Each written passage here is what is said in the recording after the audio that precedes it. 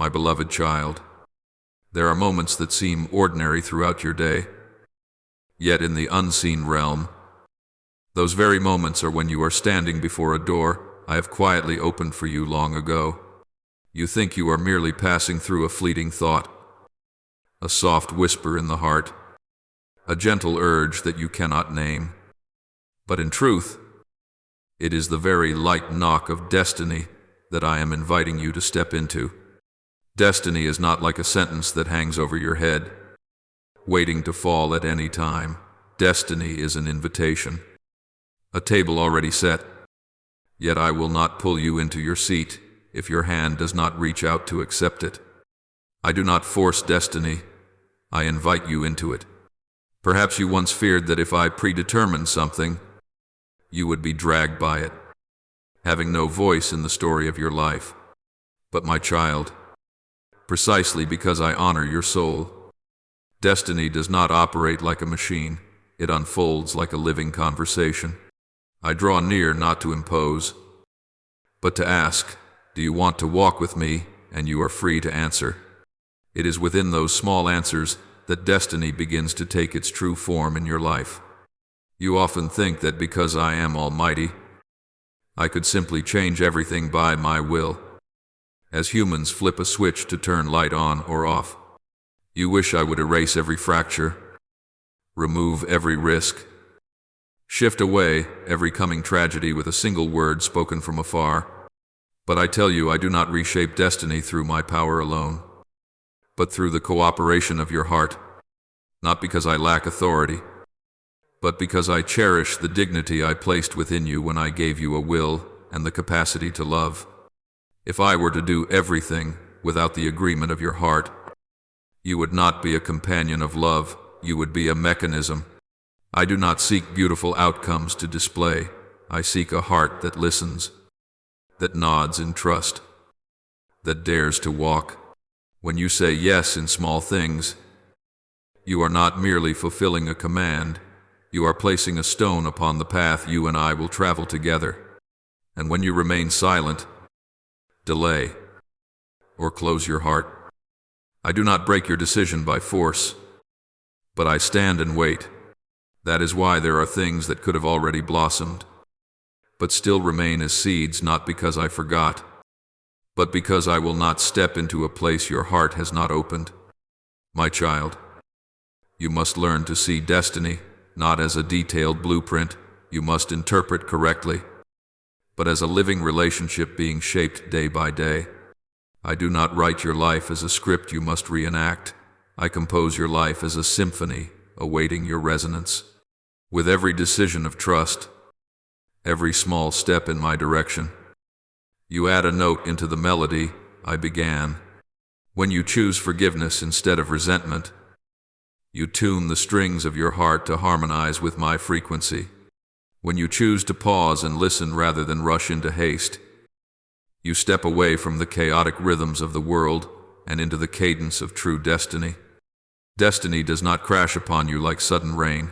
It grows like a garden watered by faithful responses. I invite you, day after day, to take one wholehearted step toward me, so that what I designed for you may no longer live only as ink in the invisible realm, but become breath, footsteps, glances, and choices in the daily life you are living. When you understand this, you will no longer wait for some great moment to change your life. You will realize every small moment already carries the shape of my invitation. Perhaps you have told yourself, if heaven has already decided, nothing I do matters. Such words sound humble, but in truth, they quietly steal from you the privilege of partnering with me. I did not create you to be the spectator who watches me act. I created you so that you might carry with me, build with me, and bring my goodness into the small corners of the world you inhabit. When you release your responsibility and allow passivity, resignation, or spiritual numbness to sit upon your throne, you surrender your story to forces that do not come from me. I will not drag you out of that comfort, yet I never stop calling you.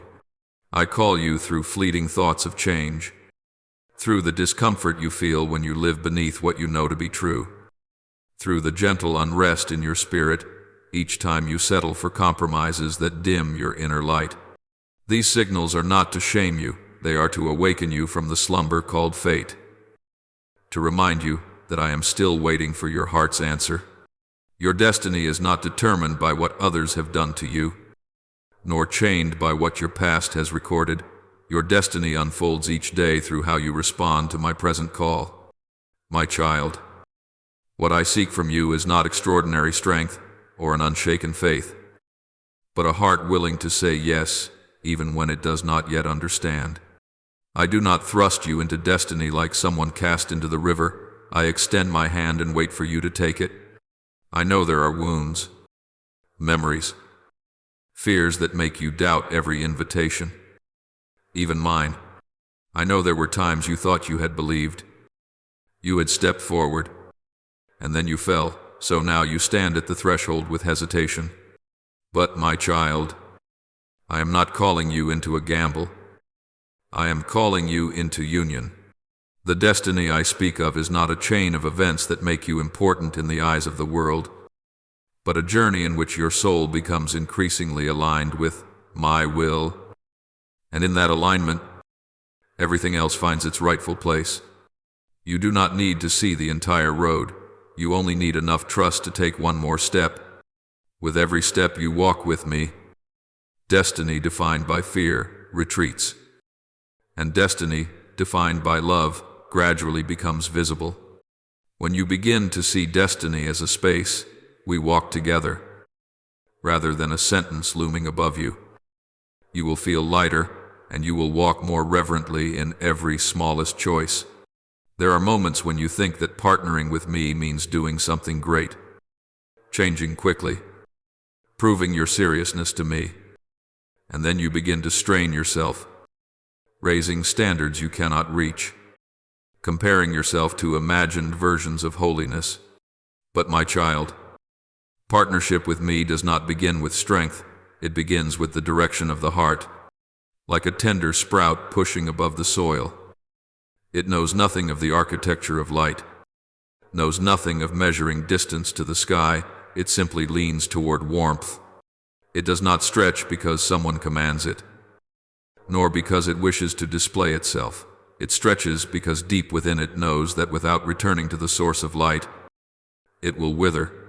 Your soul is the same. It is not formed to partner with me through spiritual performances, but through one quiet motion turning toward me. Each time you stop staring at fear and turn your inner gaze toward my goodness. Each time you stop asking, "What will people think of me?" and gently ask, "What is your will in this moment?" You bend yourself like a sprout seeking the sun. No one hears the sound of that bending, but the unseen realm recognizes it clearly, and the current of destiny begins to adjust to the direction your heart has chosen. My child, you often imagine that if you want to become a partner with me, you must possess a very strong will, must resolve never to waver, must make grand promises and then strain to keep them. Yet your will, when it tries to carry every burden by itself, will quickly be exhausted. And your heart, when it tries to perform zeal, will quickly grow tired. I do not ask you to prove anything to me. I only invite you to allow me to touch the inward direction of your heart. Look back over these recent days, not to condemn yourself, but to recognize that there have been very small moments within you, like a tender shoot hesitating between light and shade, when you choose to remain in bitterness instead of relaxing and allowing me to soothe you. That is when you turn yourself toward the shade, when you choose to feed negative thoughts about yourself or others. You are leaning on a false light that cannot nourish your soul. But every time you whisper, "I do not know what to do, but I want to trust you," every time you simply pause and breathe in my presence, that is when the tender shoot within you turns again toward the true light. Your will does not need to be perfect. It only needs to be willing to change direction when it realizes it has drifted away from the source of life. My child, you do not partner with me by your strength, for your strength always has limits. But you can partner with me by having a heart that knows how to respond. Responding is not about doing many spiritual activities to prove your zeal. It is about being sensitive to my very gentle invitations in each small day. Sometimes that invitation is nothing more than a soft nudge to forgive a little sooner, to remain silent instead of reacting quickly, to make the effort to step out of an old habit that is drying out your soul. In the eyes of others, these are only tiny changes, hardly worth mentioning. But in the unseen realm, they are a turning of great significance. Wherever the will turns, destiny flows. When you choose to turn your heart toward me, even if your circumstances have not yet changed, the inner current of destiny within you has already begun to separate from murky waters and quietly merge into the river of my will. You cannot see all of this at once, just as a tender shoot cannot see what kind of great tree it will become. But every small yes, every gentle movement toward me is shaping something far beyond your understanding. Do not confuse partnering with me with trying to get through a list of moral tasks. I do not count how many times you read, how many hours you pray, and then convert them into some kind of score to exchange for blessing. I look at the direction of your heart. There are days when you do many good things, yet your heart is full of pride, comparison, and tension. In those moments, you may look as though you are stretching upward, but in truth, the tender shoot inside is turning toward the false light of self-righteousness. On the other hand, there are days when you can only manage a weak prayer, only read a short portion of my word, only hold on to one small act of gentleness. Yet your heart softens before me, ready to be taught, and that is when the tender shoot is turning fully toward the true light. I am not impressed by what is displayed outwardly. I am moved by the simple, sincere turning within. When you stop using your own strength to lift yourself up in your spiritual life and begin to humble yourself so that I become the source that sustains you, you will discover that partnering with me is like letting your roots touch an underground stream, not standing alone in the sun, trying not to collapse. My beloved child, there are seasons when you feel as if you are hardly progressing, as if your destiny is stuck in place, as if the good promises still lie far away.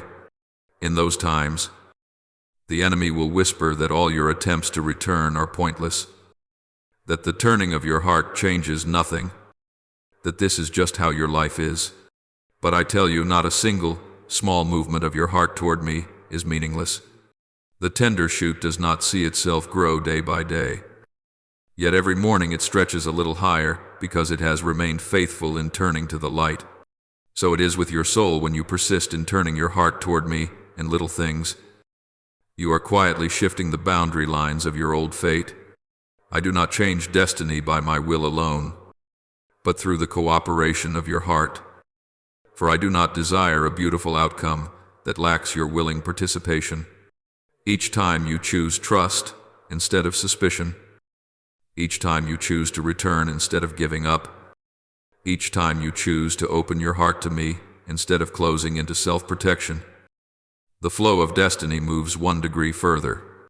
A day will come when you look back and realize that those decisions which seemed so small have carried you far away from things you once thought were impossible to escape. There are souls who believe that life has been sealed like a finished book, where every line has already been written, and your only task is to walk exactly according to each sentence. They see destiny as a cold block of stone, hard, unfeeling, unable to bend, unable to converse, unable to change.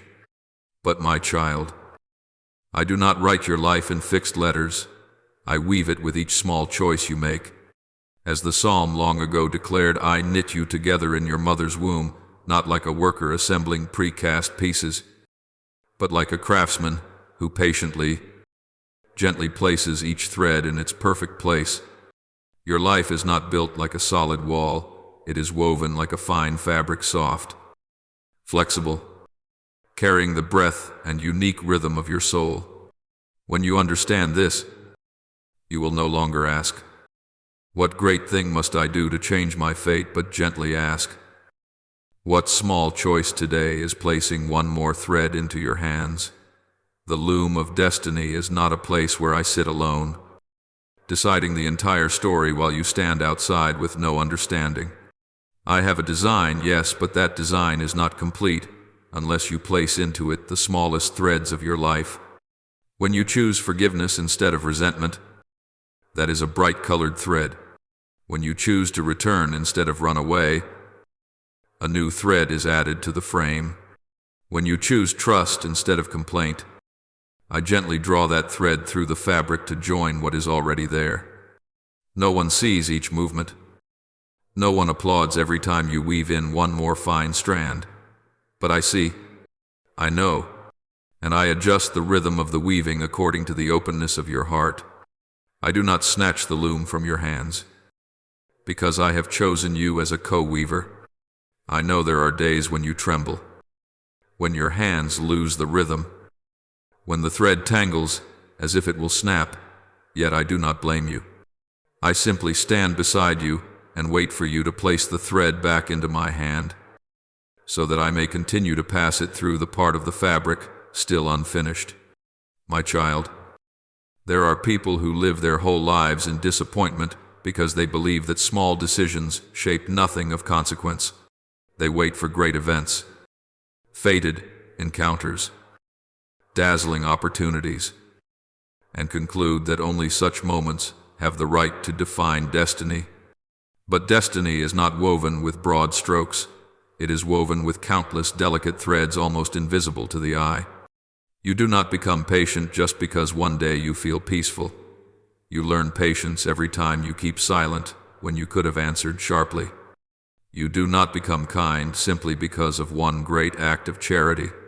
You learn kindness in gentle words, humble deeds that no one sees. You do not become faithful through one miraculous moment. You learn faithfulness by keeping your heart turned toward me in dry days. These small threads are not exciting, not impressive, not instantly impactful, but they sink deep. They bind your soul to my will, and when they grow thick and strong, destiny begins to emerge as a fabric that cannot be torn. Sometimes you look back at your life and sigh, "Why has nothing changed yet? Why does my destiny remain soaked in a shade of gray?" But you do not realize that you have unknowingly woven dim threads into the foundation of your life. Each time you choose doubt instead of trust, you pull a dark thread into the fabric. Each time you allow bitterness to remain in your heart even for one night, another thread slips in. I do not scold you for this. I do not tear apart the entire cloth so you must start from nothing. But I remind you, place the thread into my hands. For when you surrender direction, I begin to weave bright strands into the very places darkest in your life. I do not erase the past by denying it. I transform it into a firm base so that the new threads may take root more deeply. I do not write your life like a welder driving nails into metal. I weave your life as an artisan of patience. I do not fix destiny with a hammer strike, but through the gentle movements that rise from the heart that responds to me. My child, what I seek is not speed, but consistency. One thread placed in the right position each day will produce a more enduring result than dozens pulled in haste during a burst of excitement. When you cooperate with me in each small choice, you are participating in the work of the one who has woven you since the beginning. I know which thread fits the season you are in. I know the point that needs reinforcement. I know which color will elevate the fabric already formed. You do not need to see the finished tapestry to know which thread to add. You only need to keep a soft heart that can ask me quietly, "Which thread do you want me to place today?" And when you place the thread into my hands, destiny slips out of its old shape and begins to take a new form, not the form born of fear or resignation, but the form of a soul that cooperates with every breath. You are not imprisoned in a story written by the world. You are weaving with me a fabric that no force can tear. There is an illusion rooted deeply in many souls that destiny is a tall mountain which you simply need to be strong enough, brave enough, or fortunate enough to climb, and then your life will shift into an entirely new chapter. And so you strive to climb, to conquer, to wait for the day destiny appears. Yet the farther you walk, the more you feel you remain at the foot of the mountain, still repeating the same old cycles. My child, destiny is not a summit, it is the result of continual returning. Destiny does not wait for you at the end, it is formed in every step of turning back. Just as a river is not born from a single stream but from countless drops gathering, and only when those drops continually flow in the same direction does the river become. So your soul is the same. Destiny does not come from one grand decision or a single awakening, but from countless returns to me in silence. Each return is a drop of water, small yet never pointless, and when there are enough drops, they naturally form a current. You often want to see something great to believe that your life is changing, a clear miracle, an obvious sign, a turning point that shifts everything in a single day. You want to see the summit as proof that your direction is correct. But my child, those great things are merely the accumulated result of thousands of small responses I have quietly led you into beforehand. Like a river, no drop asks, "Do I matter?" It simply flows in the same direction, and the river appears. When you forgive even while your heart trembles, that is a drop. When you remain silent in the face of offense instead of striking back, that is a drop.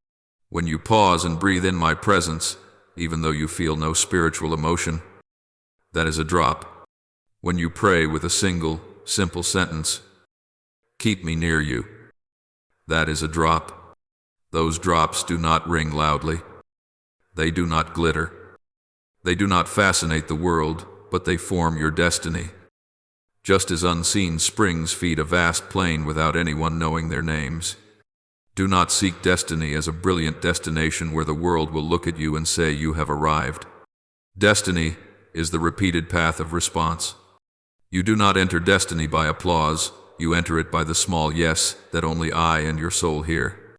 Each yes is like a step returning after you have strayed, like a small root pushing downward even when the soil is dry, like a delicate leaf turning toward the light, though the wind presses it backward. You do not cooperate by being constantly strong, you cooperate by not giving up on returning. Do you know, even when you fail, stumble, or fall before the ordinary tests of daily life, but then you gently return, I value that more than one heroic effort. No one builds a river with a single rainstorm. A river is formed by repeated rains, by small but faithful waters, by consistency that scorching seasons cannot dry. Sometimes you ask yourself, can something this small change my life? I have returned 100 times. Why has destiny not revealed itself yet, my child? The river does not see itself growing as each drop enters. It simply flows. And only when enough time has passed do people recognize it as a river. Your soul is the same. The continual return is carving a channel, clearing old sediment, pushing out hardened layers of thinking. I do not build destiny in a single night, because what is gained in one night can also be lost in one night. I build destiny through steady movements so that it becomes your nature, not an achievement you accomplish. When you return again and again, even when you see no visible change, you are doing something profound. You are clearing away the soil of pride, fear, and dependency on emotion, so that the current I placed within you may find its path. There is no legalistic rule in this. I do not reward the one who returns more, nor do I score the one who appears more diligent. I simply look for the soul willing to let me soften it. A river does not threaten, it only flows. And it is that very flow that persuades the earth to draw back and make room. The destiny within you is the same. It does not force you, does not scold you, does not push. It simply invites you to return again and again until returning becomes instinct. Then you no longer hunt grand goals, no longer chase summits, no longer stand waiting for a miraculous moment. You simply walk quietly in the direction I lead. And one day you realize that destiny has become the rhythm of your life, not because you have conquered everything, but because you have learned to live in continual return. And my child, it is the souls who know how to return again and again that I trust with the deepest things. There are souls who wait for destiny like someone standing on the edge of a cliff, eyes strained for the perfect moment to leap to the other side, believing that with one flawless jump everything will change. They wait for a golden hour, a supernatural sign, a strong gust from heaven, and then they will leap, trusting they will land in a new land. But my child, destiny is not the leap, it is the gentle steadfastness of looking toward me, not the recklessness of courage, but the endurance of gaze, not the radiant moment, but the repeated breath of trust. Destiny is not opened by a burst of effort, but by thousands of small looks, each one a quiet declaration in the heart, I choose you. Remember the story of Peter on the water. He walked not because his legs were strong enough, but because his eyes were fixed on me.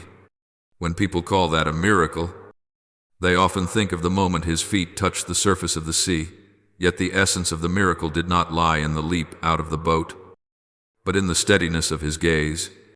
When he looked toward me, the water was no longer an abyss, the wind was no longer a threat, and the waves no longer defined his steps. But when he turned his gaze toward the wind, toward the roaring of the world, toward the fear rising within him, he began to sink.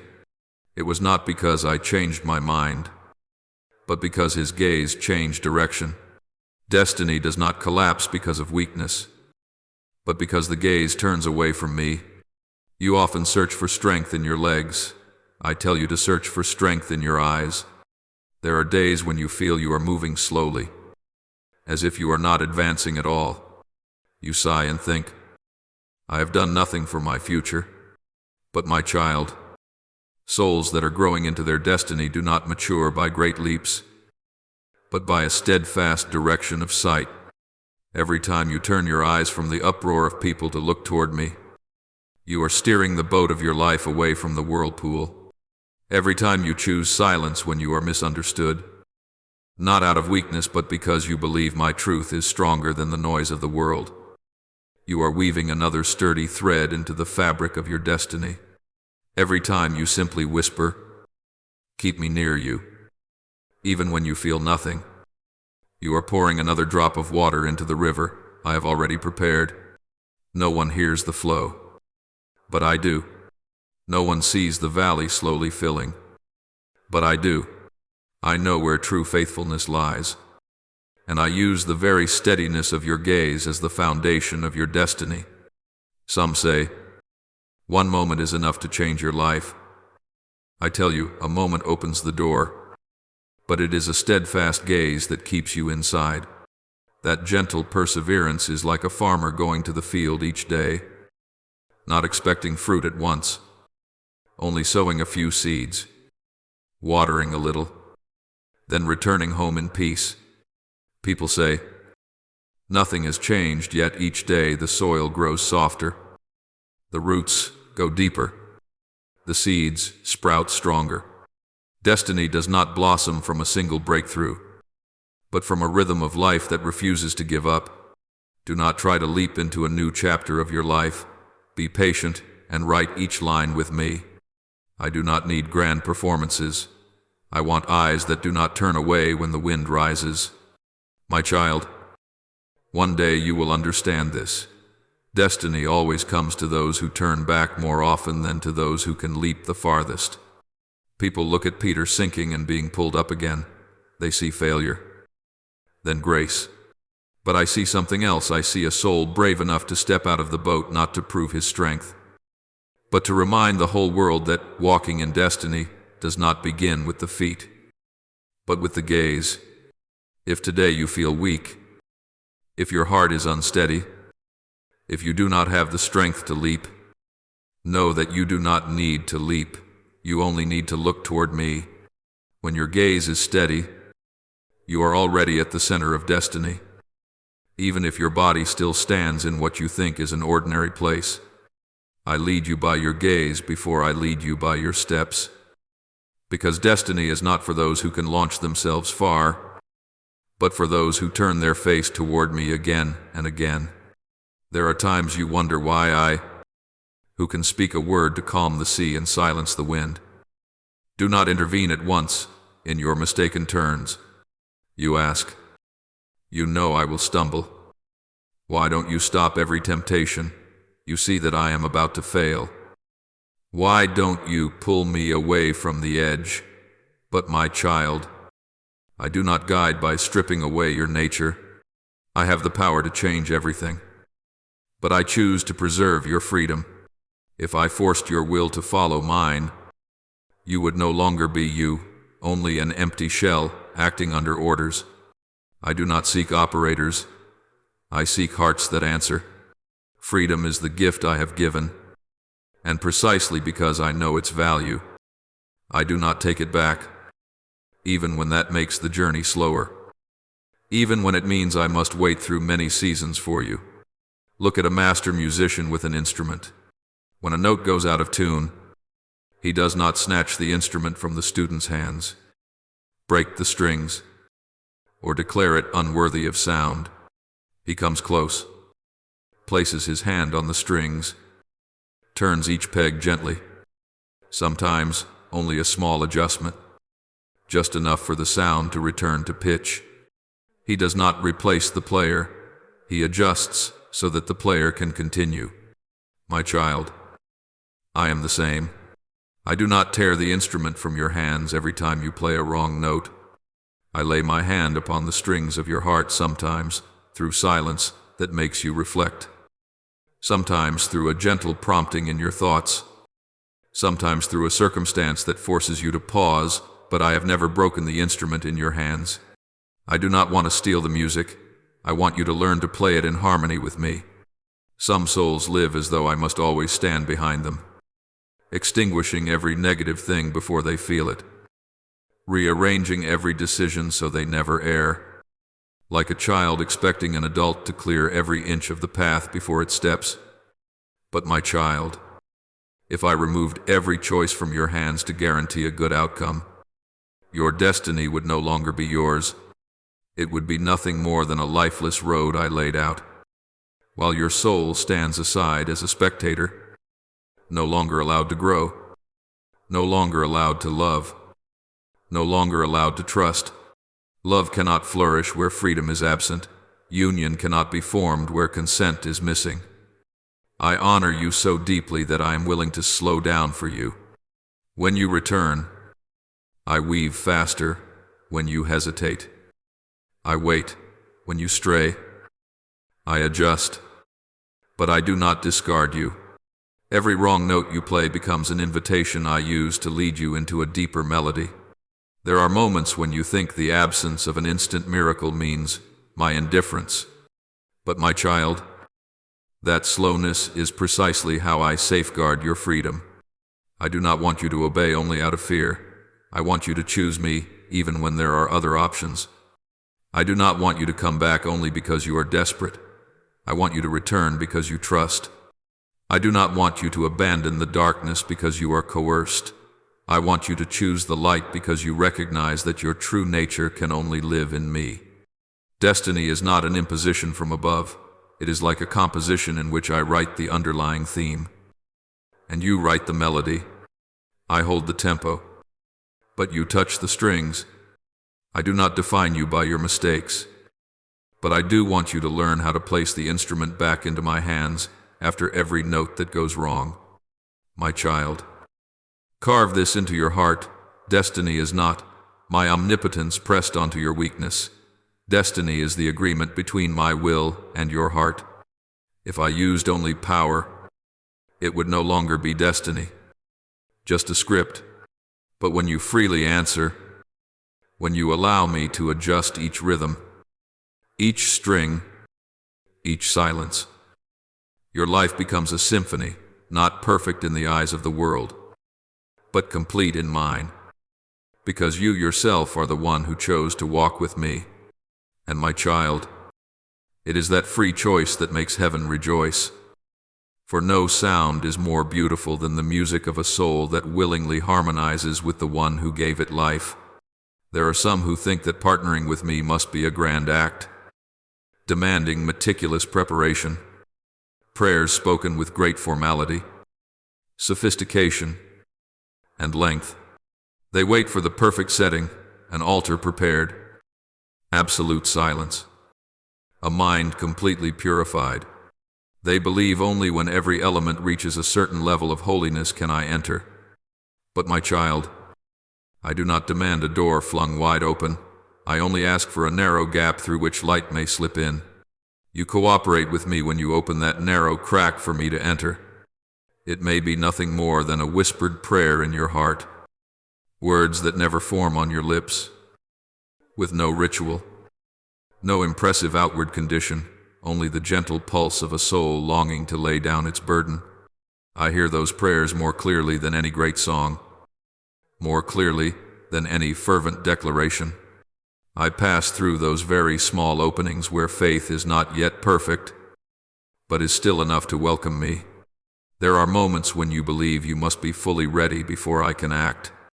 You say to yourself, when I am less busy, when I am less tired, when I have time, when I am spiritually stronger, then I will seek you. But my child, I do not enter when you are perfected.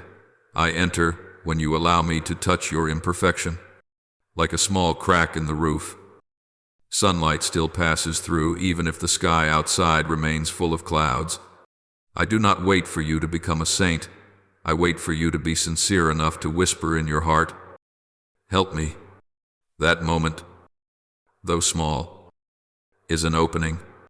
No one knows it happened. No one sees you bow your head. No one hears your voice. But I feel the slight tremor of your soul, and I step into places you never believed I could set foot.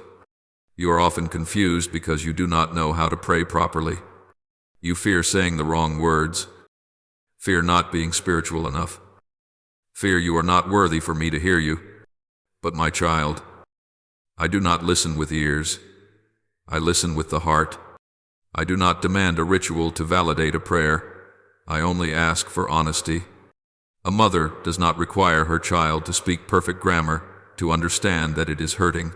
Neither do I require you to fit a mold to see the need within you.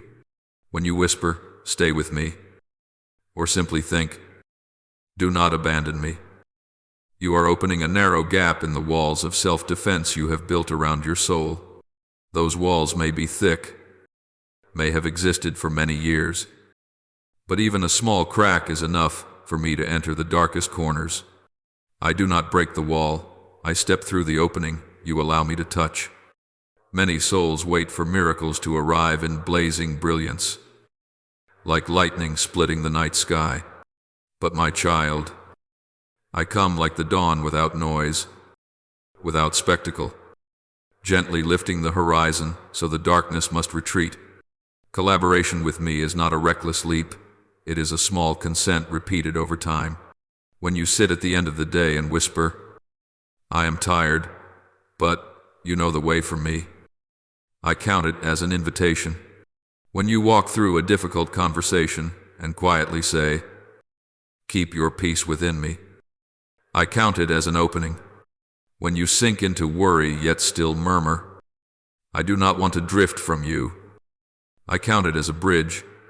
I do not require you to pray and understand everything. I only ask you to maintain the returning one narrow opening, but opened again and again. My child, if I forced you to fling the door wide, you would tremble and never dare to draw near.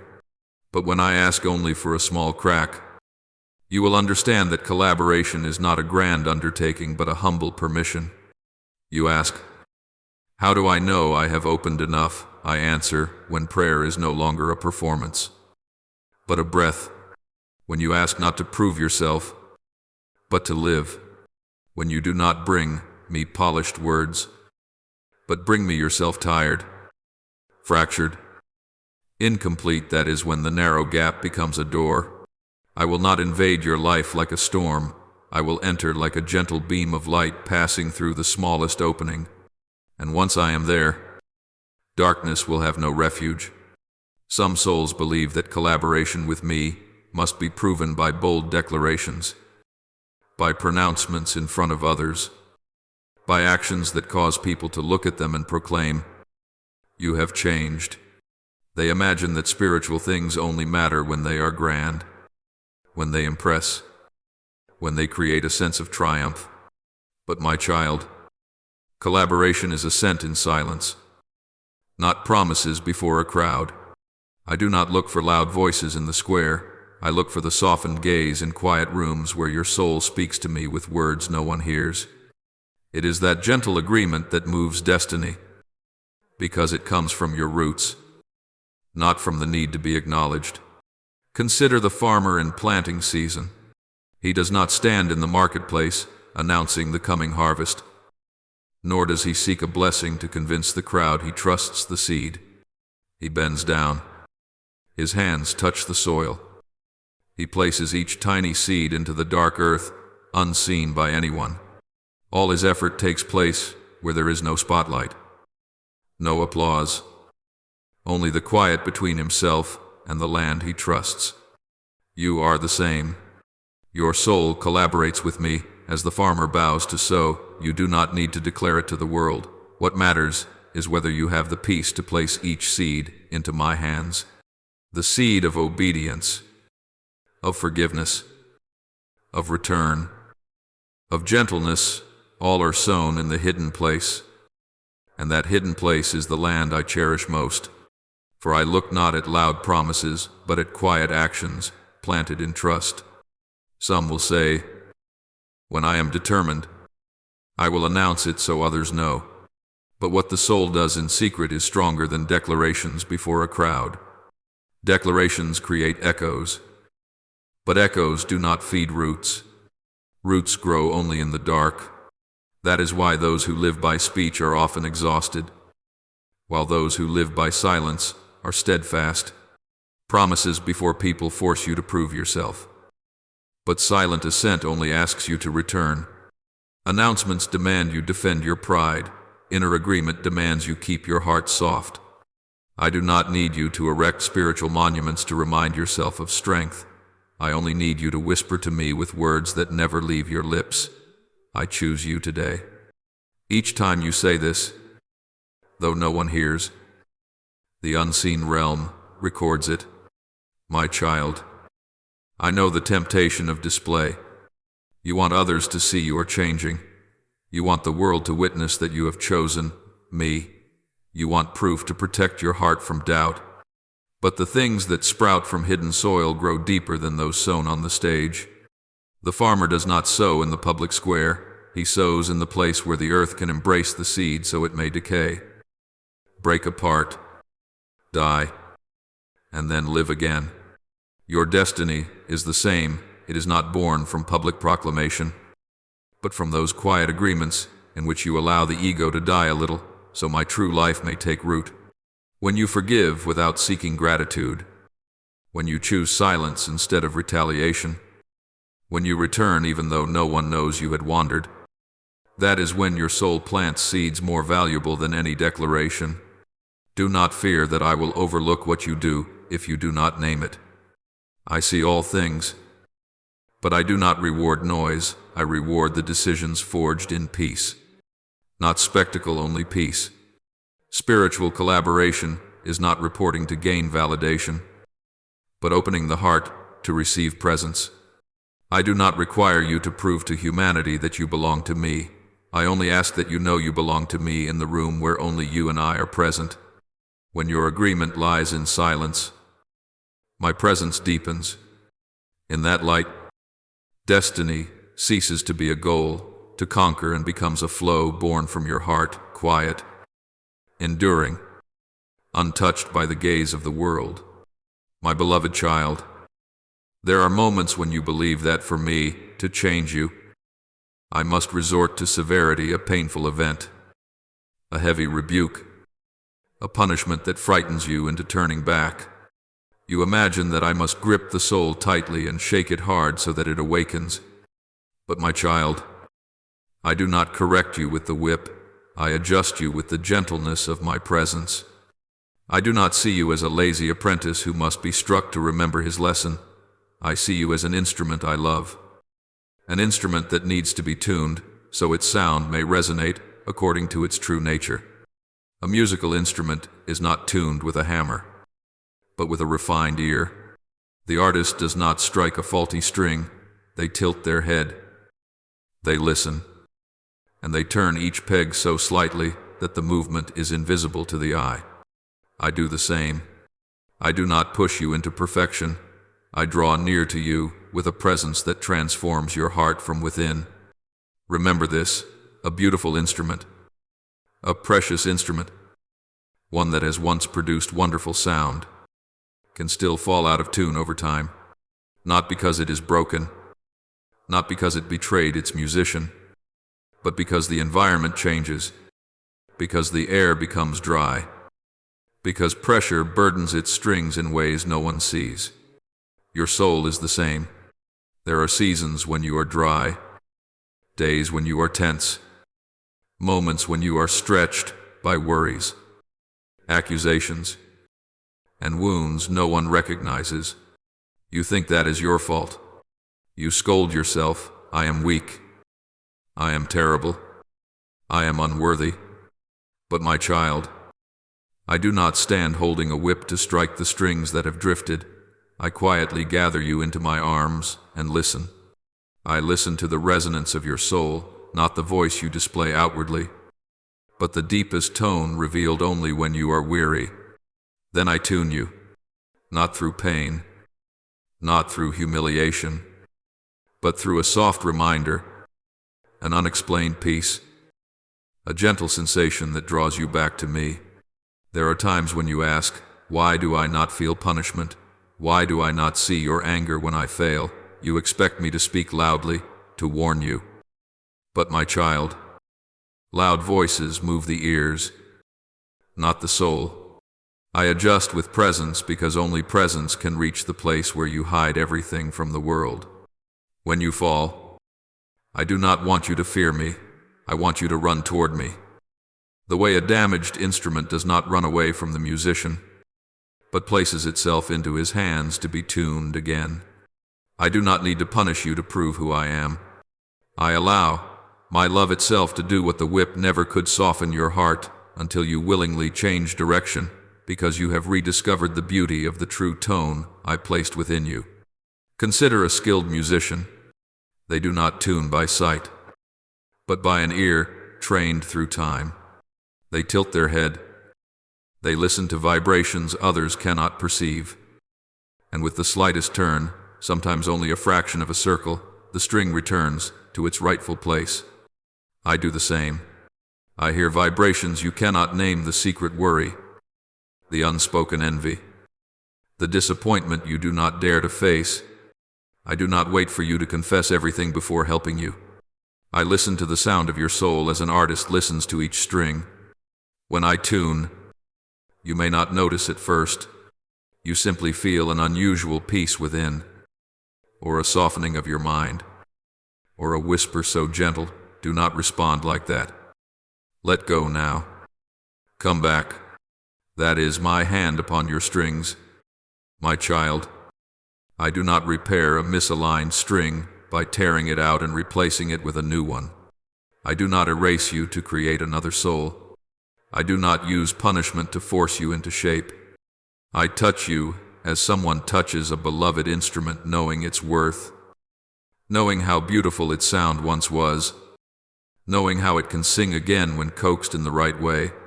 For I know you are not merely a soul that has failed. You are the melody I am still composing. When I adjust you, I am not fixing a defective product. I am continuing an unfinished work. And marvel of marvels, the more mature you become, the more you will see that the gentlest touches are the ones that change you most deeply. Not because you fear, but because you are loved. There are moments when you think that refinement is an external test of virtue, whether your actions are right or wrong, whether your words are polished or clumsy, whether your posture is good enough to protect your reputation before others. You look at the surface of events and ask, did I behave correctly? Did I preserve my image? Can I prove that I was not at fault, but my child? Refinement exposes direction, not moral cosmetics. I do not invite you to stand before a mirror to evaluate your moral appearance. I invite you to kneel and look beneath the surface to the riverbed, where your soul chooses either to return to me or to follow instinctive self-defense. When you are misunderstood, you will see whether you tilt toward reaction or toward peace. That moment of trembling, when your soul wavers, reveals your direction, not the polished sentences you can produce when the waters are calm. Think of an unpolished stone. On the outside it is hard and rough, seemingly indifferent. But when a patient hand holds it against the wheel, as each rotation touches its surface, the gray outer shell dissolves and hidden veins begin to appear. The wheel does not create the veins. Refinement reveals what is already there. Your soul is the same. I do not use trials to create character. I use trials to uncover the direction your heart has long leaned toward. The quick-tempered will feel their impulse flare. The patient will see peace glow like a small flame in the night. Those who flee will hear the urge to abandon. Those who return will fall silent and remember me. No test is meaningless, my child, because within friction you finally see who is leading you, your wounded self or my gentle call. I know you want to be right. You say to yourself, if I can prove my innocence, the pain will disappear. But proving is only the surface of the stone, its exterior is not its essence. When others misunderstand you, the mind wants to defend, to shout, it is not like that, but I do not require you to win. I invite you to stop and return. For what matters to me is not your triumph in an argument another will never fully grasp, but the opening you create for me to step between the spinning layers of emotion. When you stop, not because you are defeated, but because you choose you, take the stone away from the grinding of instinct and place it under my hand. I do not grind to destroy, I grind to reveal. I want you to see what you once hid beneath arguments, whether you are seeking peace in yourself or seeking peace in me. My child, there are times you say, I have done what is right. So why do they still misunderstand me, my child? What is right does not always lead to recognition. What is right sometimes leads you into the desert, where only you and I remain. Trials do not measure whether the world applauds you. Trials measure where you turn your face when the world turns its back. In the moments when you are wounded, I do not watch how you strike back, I watch how you breathe. I look to see whether you wait for the chance to justify yourself, or whether you wait for the peace I give. I look to see whether you step into the secret room just to let your tears fall before me, or whether you rush into the battlefield seeking evidence to make others bow. Each breath taken in hardship is the true testimony of your soul. My child, when you are willing to see trials not as an enemy but as an invitation, you will discover a hidden gentleness. A trial is a lamp shining into your soul so that I may show you. Here, you still rely on your own strength. Here, you fear people's judgment more than losing my presence. Here, you are seeking victory, not peace. I do not force your soul into a shape that is unnatural. I only touch the places that are tense. As an artisan touches a stone to reveal the hidden veins, every vein is a story of the heart's direction. When you allow me to polish you, the scratches do not diminish your worth, they reveal the character I placed within you. That is why I do not rush to silence every misunderstanding, nor erase every rumor, nor raise you up as an invisible shield.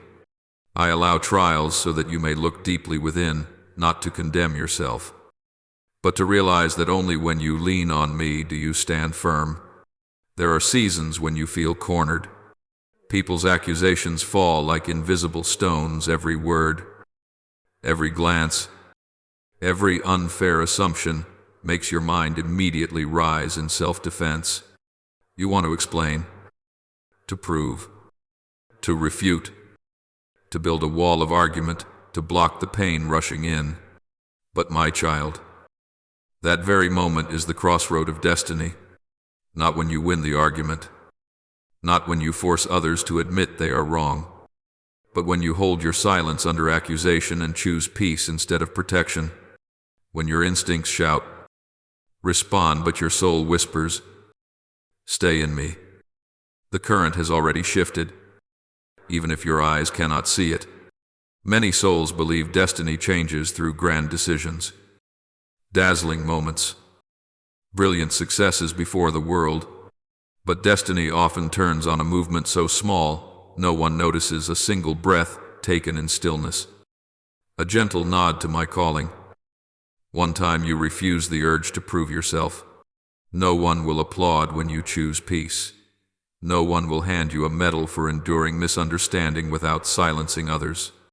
But I see, the unseen realm sees, and in the place without applause, your destiny begins to turn away from the highway of the ego. For that silence is not defeat, it is the space you open for me to enter. Remember this, my child. Silence is not surrender. Silence is not running away. Silence is not cowardly endurance. Silence is the choice of a soul that has learned I am your refuge, not your self-defense. When you keep silence to protect your image, that is pressure. But when you keep silence to protect peace, that is union. You do not need to be right in order to be held by me. You only need to return in order to be covered by me. The rest you choose in that small moment is a signal sent into the unseen that you are no longer leaning on yourself. And when you stop leaning on yourself, I can act. I know the pain of misunderstanding. It is like a small yet deep cut, because it strikes the part no one sees: dignity, honor, the longing to be understood. People speak falsely about you, and you feel as though you vanish from the very truth you are living. But my child, your truth does not live in their words. It lives in the place you turn when you are hurt, when you want to defend yourself, but you choose peace. Destiny shifts quietly, not because you did something grand, but because you made room for me. I can intervene in what you release from hands that have held too tightly.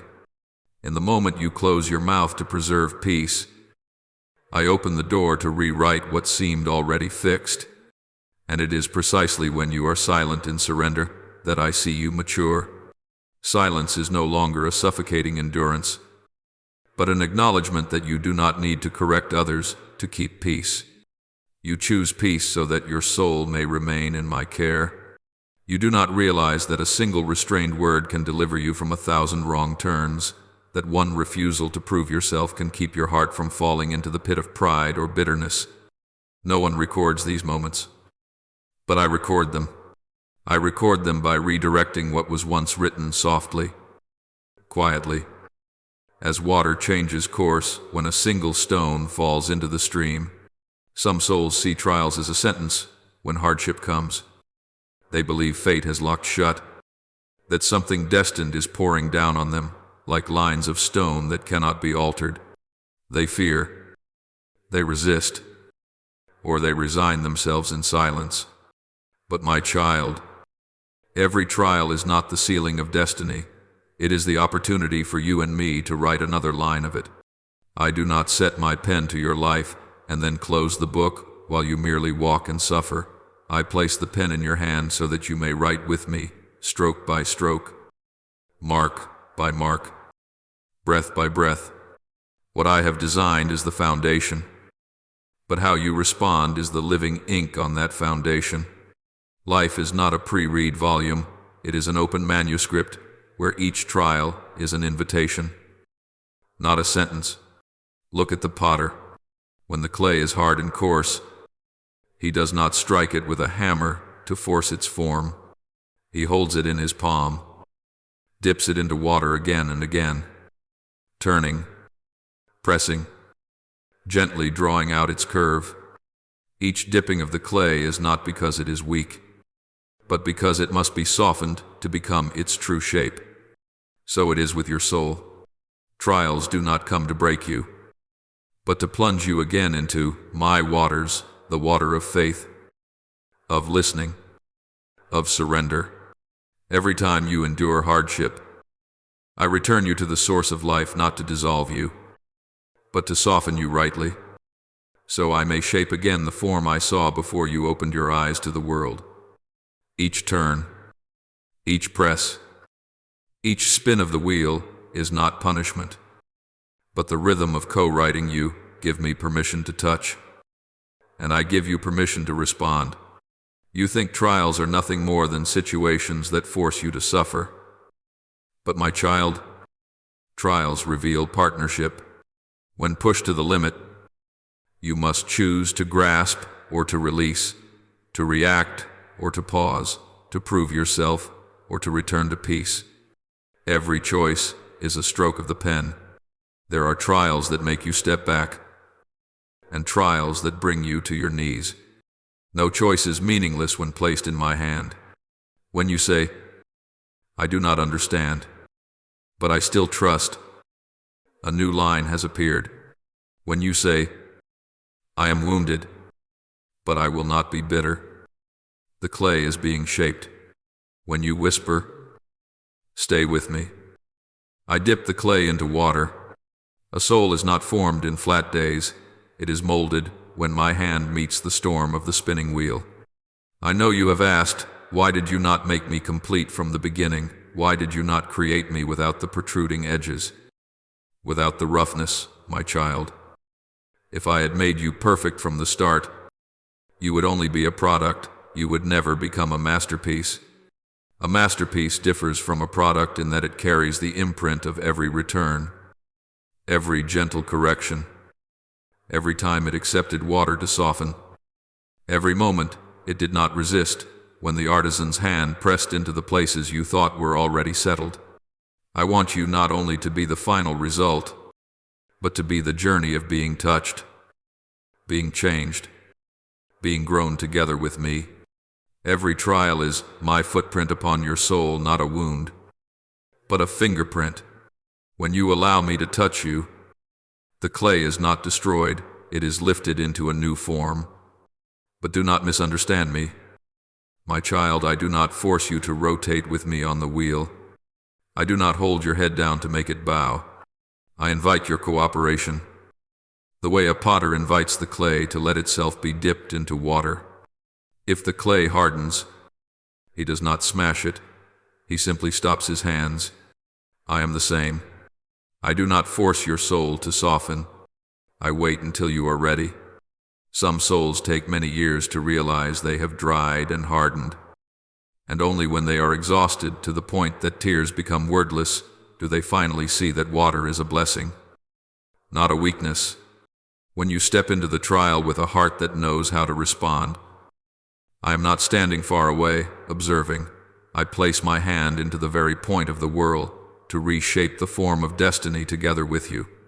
Not the destiny of mine doing everything for you, but the destiny of us. I write my part, you write your part, and I hold what has been written as a safe frame for the soul that is gradually maturing.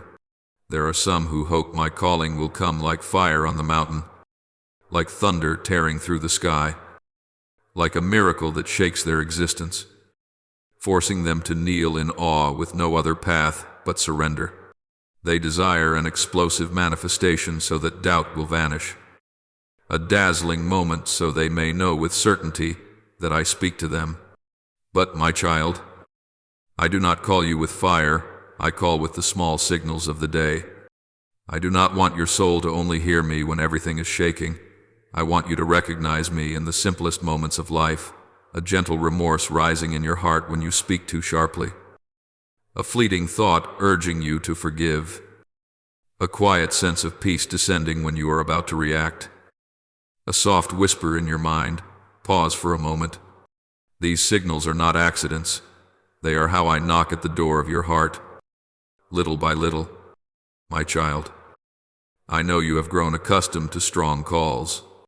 The world loves loud voices, sharp declarations, words that explode to impress.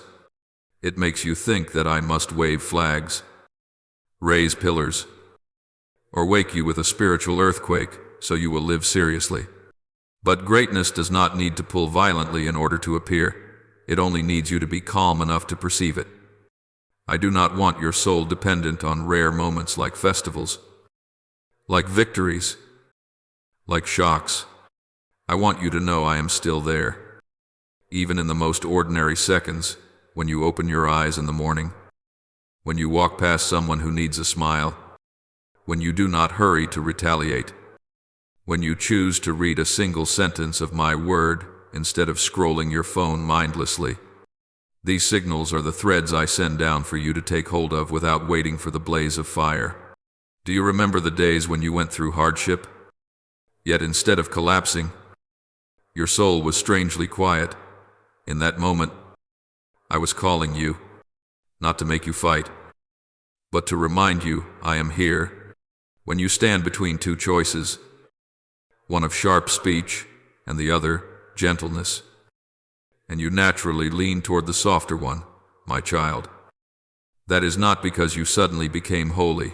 It is a signal I placed in your heart so that you could recognize the light in a moment unseen by anyone. I do not shout for you to hear. I incline myself toward the place where you cannot hide anything, the place without masks, without an audience, without pressure to perform. Some souls ask, why do you not call me more clearly? Why do you not give me a great sign so I will not lose my way? But my child, if I called you with fire, your soul would awaken only when the flames burst. You would seek me in the storms, and in the calm days you would fall asleep. I call through small signals because I want you to live awake every day. Not awake only in extraordinary moments. A deep spiritual life is not built from high peaks, but from countless small decisions oriented toward me, just as the body is nourished not by a single large artery, but by thousands of capillaries weaving through every corner. I do not want your soul depending on a single explosive inspiration. I want it to be nourished by the gentle communion that flows continually between you and me. My beloved child, I send signals not to test your intellect, but to free your heart. I want you to learn to recognize me, not only in revelation, but in subtlety. When you learn to hear me in small things, you will recognize me in great things without fear. When you are accustomed to the rhythm of the whisper, you will no longer need thunder to know I am speaking. And when you know I am within your ordinary life, you will see destiny not as a sudden moment of exaltation, but as the journey of thousands of gentle signals guiding you toward the same direction. There are souls who believe that cooperation with me must be marked by great events, heroic resolutions, dramatic transformations like lightning strikes. They think I measure their worth by explosive moments, a moving vow, a spiritual breakthrough, a bold decision shouted in the marketplace. But my child, the small perseverance is the most enduring form of cooperation, not because it is impressive, but because it penetrates every day, every breath, every moment when you are most weary. The small choices repeated in silence carry greater weight than one shining resolution spoken loudly. A whispered, I agree at dawn is deeper than a shouted, I promise in the crowd. Look at a drop of water falling upon stone. No single drop is strong enough to carve a mark, but the unrelenting persistence engraves a path. The humble endurance in your life works the same. A short prayer before sleep, one moment in which you put the phone down to think with me, a pause where you choose not to react, a moment of gratitude for something unnoticed. By most, these are all like drops of water. No one remembers each drop, but these drops carve the new shape of the stone. The unseen realm does not applaud what is ostentatious. The unseen realm tips the scales for what is repeated in faith. I do not measure your soul by the size of your commitments, but by the depth of your agreement sustained even when no one encourages you. Small persistence exhausts you because it does not give the sensation of victory. There is no drumbeat, no congratulations, no certificate. You may think, does this even make a difference? And at that very moment, the ego finds a path to slip in, whispering that only grand actions have value. But my child, the place where I dwell is not the stage, but the depths. I do not shape the soul through visible glory, I shape it through the unseen pulse.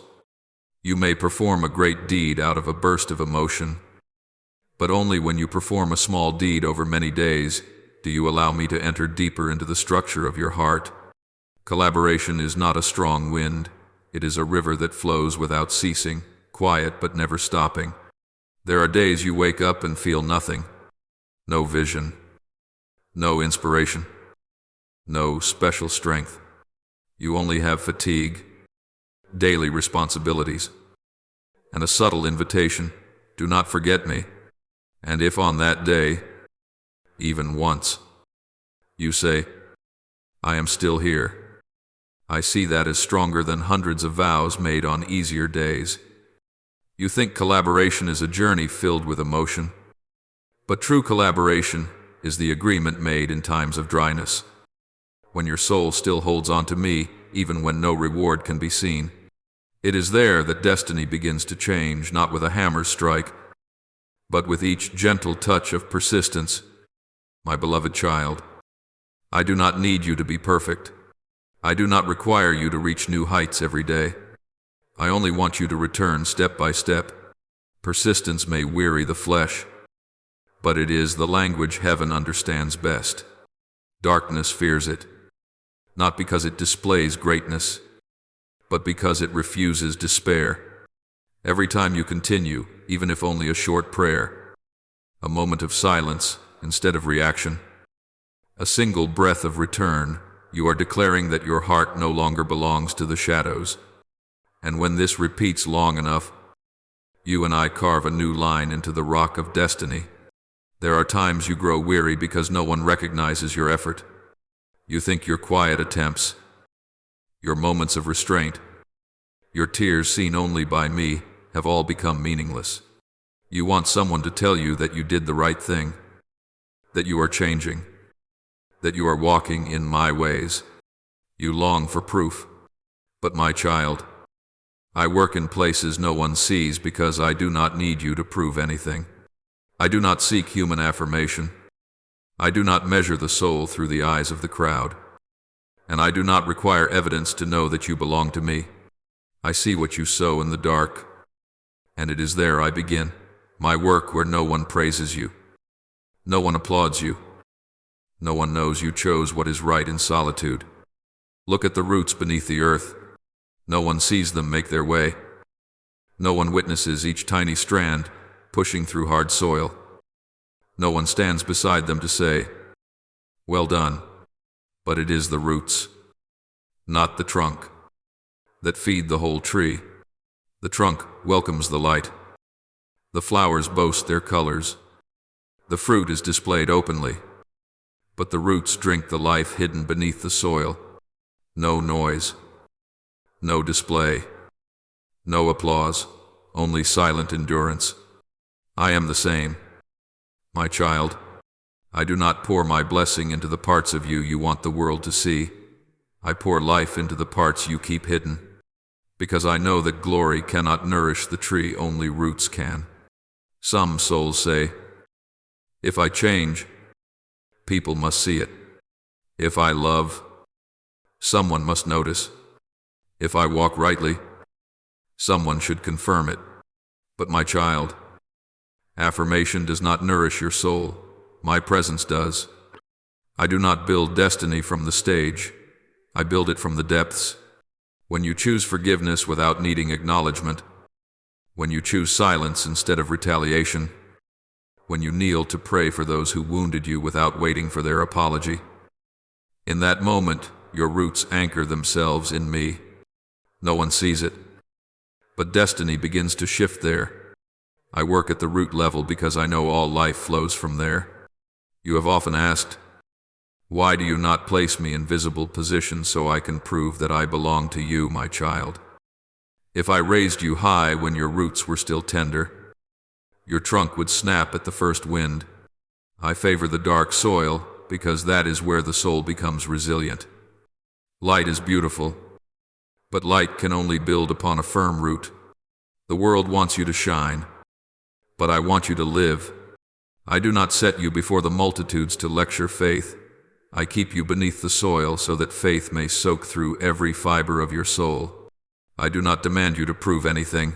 I simply want you to keep drawing from the water I pour down. My beloved child, do not see the hidden season as failure. Do not think my silence is abandonment. When I work where no one sees, it is when I am working deepest, like a gardener tending the roots after a storm. I do not fix the trunk first, I heal the roots. If the roots are strong, the tree will stand. If the roots find the water, the leaves will grow green again. What I do is not to impress the world, but to save your soul. You do not need to prove anything to me. I have known you since I placed you in your mother's womb. I do not need you to impress. I only need you to take root. There are souls who think that a calling begins when they are strong enough, capable enough, confident enough when they can show the world that they deserve it. They prepare glory for themselves like soldiers preparing armor, standing upon the spiritual stage, waiting for applause to authorize them. But my child, calling does not come when you prove yourself. Calling comes when you know how to return. I do not send perfect souls. I send souls who know the way back to me. A heart that no longer seeks applause, but seeks peace in my presence, is the foundation of calling. For I do not send heroes. I send those who know they need me. Someone asks, to what level must I reach to serve you? How many challenges must I overcome? How much weakness must I remove? How many people must see my transformation? But, my child, I do not wait for you to prove yourself. I wait for you to return. That return is not a dramatic kneeling full of emotion, not a sudden breakthrough, not a declaration made before thousands.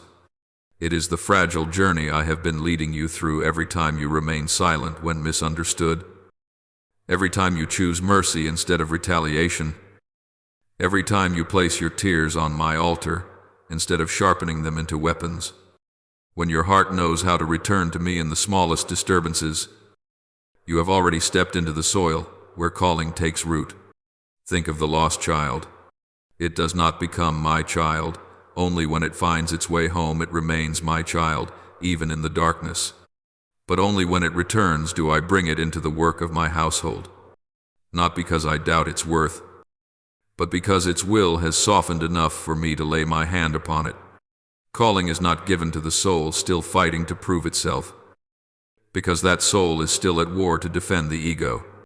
Calling belongs to the soul that has laid the ego down, not out of weakness, but because it has tasted the peace of belonging to me. When you return, your heart no longer fights to be seen. It begins to live, to reflect me. I do not need you to enter your calling carrying the luggage of strength. I only need you to enter carrying the luggage of devotion. The one who believes they must prove themselves will collapse along the way, for they must constantly compare their actions to the eyes of others. But the one who has learned to return will not be shaken, for they do not walk to collect achievements, but to remain in rhythm with my heart. A calling is not a stage on which you perform, it is a road on which you walk beside me. People may not see the steps you take, but heaven records every beat of your return.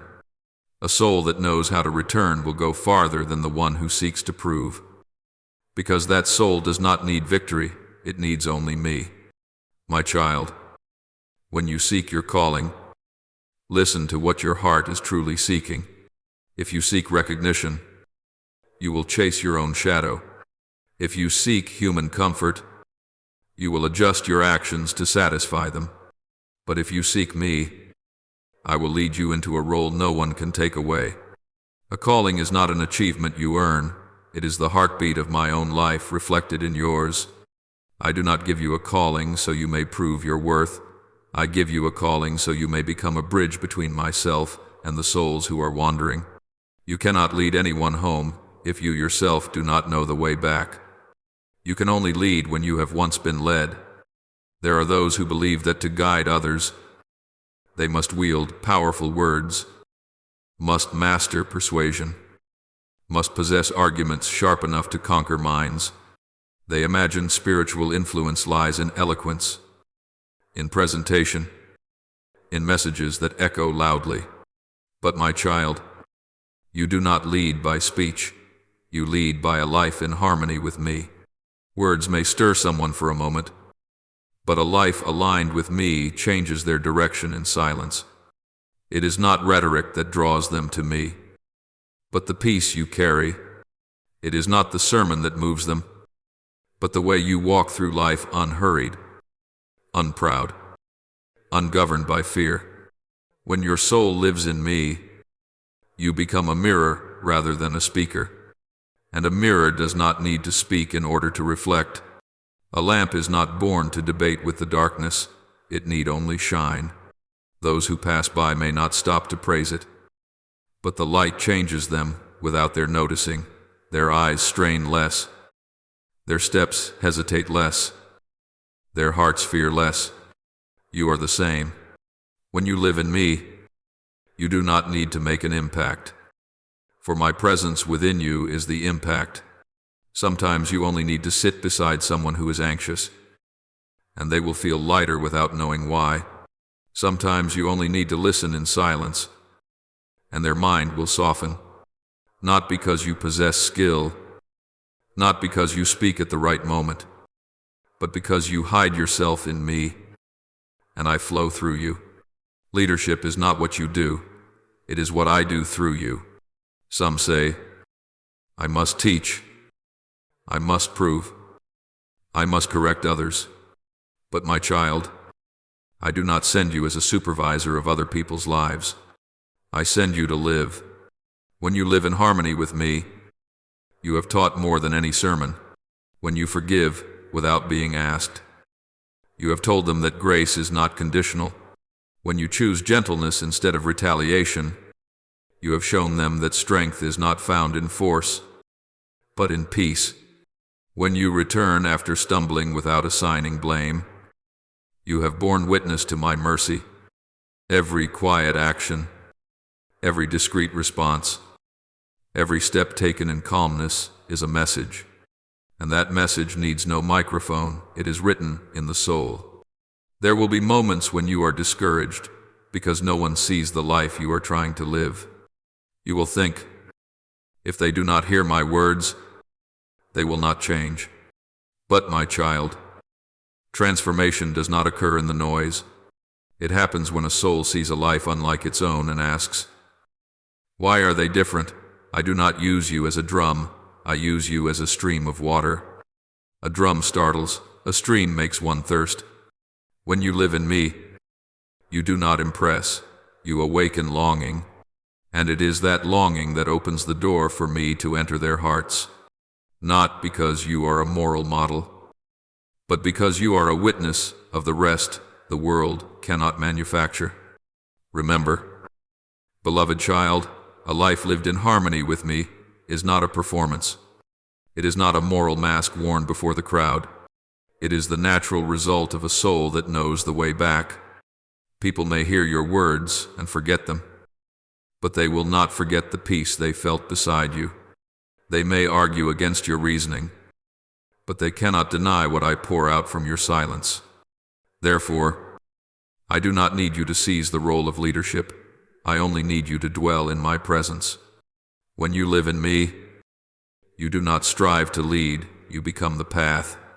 There are souls who imagine that calling is a great banner hung in the heavens, a clear proclamation, a public office that everyone must see and respect. They wait for a radiant moment to mark their life, wait for an event heavy enough to prove they were chosen by me. But my child, A calling does not come like fire that burns the mountaintop. A calling clarifies destiny like a small stream flowing through dry land. Quiet yet unstoppable. A calling does not begin when you are given a title. It begins when your heart becomes so aligned with me that my presence flows from you without your effort. And in that moment, the parched souls around you begin to drink without knowing why. Look at a small spring in barren land. It does not roar. It does not flood. It does not shout its own worth. It simply flows drop by drop, line by line, breath by breath. People may cross over it without noticing, but the soil cannot. Every inch it touches changes color. Every blade of grass on its banks grows greener. Every living creature that touches the water is revived. Your soul is the same. When you live your calling, you are not doing great things. You are simply allowing me to flow through you. A kind word in an argument. A calm presence in chaos. A gentle gaze in the midst of anger that is water. No one hears the stream speak, yet everyone sees the garden around it. You may think that calling is something you do for others, teaching them, saving them, changing them, convincing them. But my child, a calling is not an action, it is a current. People do not step into you, they step into me through you. What makes your destiny clear is not your shouting, but the way you accept becoming a channel between heaven and earth. When you live in me, I am the one who moves the stream, and you need only not obstruct it. You do not need to be the source, I already am. You need only keep your heart like a spring unclosed, unproud, uncomplicated, flowing steadfastly toward me. My child, people will not say, that person has a calling. They will say, why do I feel at peace near them? Why do I want to live differently after seeing them? Why did that conversation make me lighter? That is a sign that cannot be counterfeited. Public worship may be performed. Outward zeal may be displayed. But true water cannot be imitated. A soul aligned with me does not need to call others to me. They will come on their own. As grass seeks water, not because they understood your words, but because they felt the life that flows from the one your roots have already found. And when that happens, your destiny becomes clear, not because you have reached a position, but because you have become a path. Mission is no longer a blueprint you must execute. It becomes an environment of life around you. The more people come into contact with that stream, the more gardens begin to grow, not because you strive to water them, but because you do not prevent my waters from flowing through you. My beloved child, that is the profound glory of mission, not to elevate you, but to draw other souls into the current that flows from me and through you, so that one day they too will become springs. There are those who think the journey of faith is a private dialogue between them and me. That collaboration happens only within the hidden interior where they listen, learn, and return. They walk alone. They endure trials alone.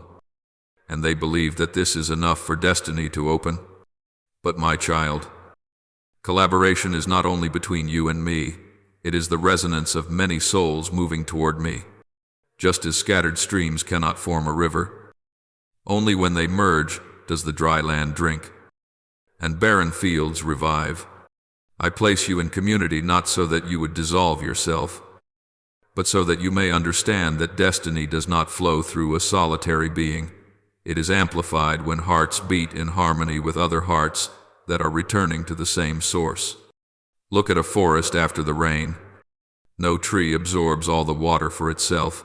Each trunk receives a portion and gives it back to the soil, to the roots, to the air. The beauty lies not in each tree standing separately, but in the shared rhythm of the entire forest. A community of souls is the same. You do not need to strive to lead. You only need not withdraw yourself from the current of those who are also listening to me. When one soul collapses, another lifts them. When one grows dry, Another keeps them from cracking. No one has the strength to carry everything, but each can bear a small corner of light. And when those little lights stand beside one another, the darkness loses its refuge. There will be moments when you are surprised to see me use another person to answer the prayer you whispered. Not because you are weak, but because I am teaching you that mission is never merely personal. A soul living alone may keep peace for itself, but a community of souls returning to me may preserve peace for an entire generation. Unity does not require grand speeches or zealous declarations. It simply needs hearts that recognize one another's fragility and do not turn away. Not all are strong. Some only have the strength to carry a single candle. But that candle, placed beside others, becomes a light that storms cannot easily extinguish. My child, collaboration in a community of souls is not about someone standing up and declaring that they know me more. It is the delicacy of small actions, a prayer for someone when they can no longer pray for themselves, a gaze without judgment when they have lost their way, a patience that waits when they are slow, a gentle reminder in peace that turning toward me is the only road that leads to life. In those interactions, you do not build walls around yourself. You build bridges. And where there are many bridges, I pass through more easily, reaching souls who do not yet have the strength to speak my name. My beloved child, collaboration in a community of souls does not erase your identity. It is the place where your identity becomes clearer. When you stand alone, you may believe you are whole, but when you walk among those who seek me, you will discover fragments within your heart that you never noticed. Community does not make you weaker, it makes you humble. And that humility opens the doors of destiny I have waited so long to unlock. For destiny is not woven by a single thread, it is braided by many yours, theirs, and mine, which I draw through each day. There are groups that gather because they want to be stronger, larger, more influential.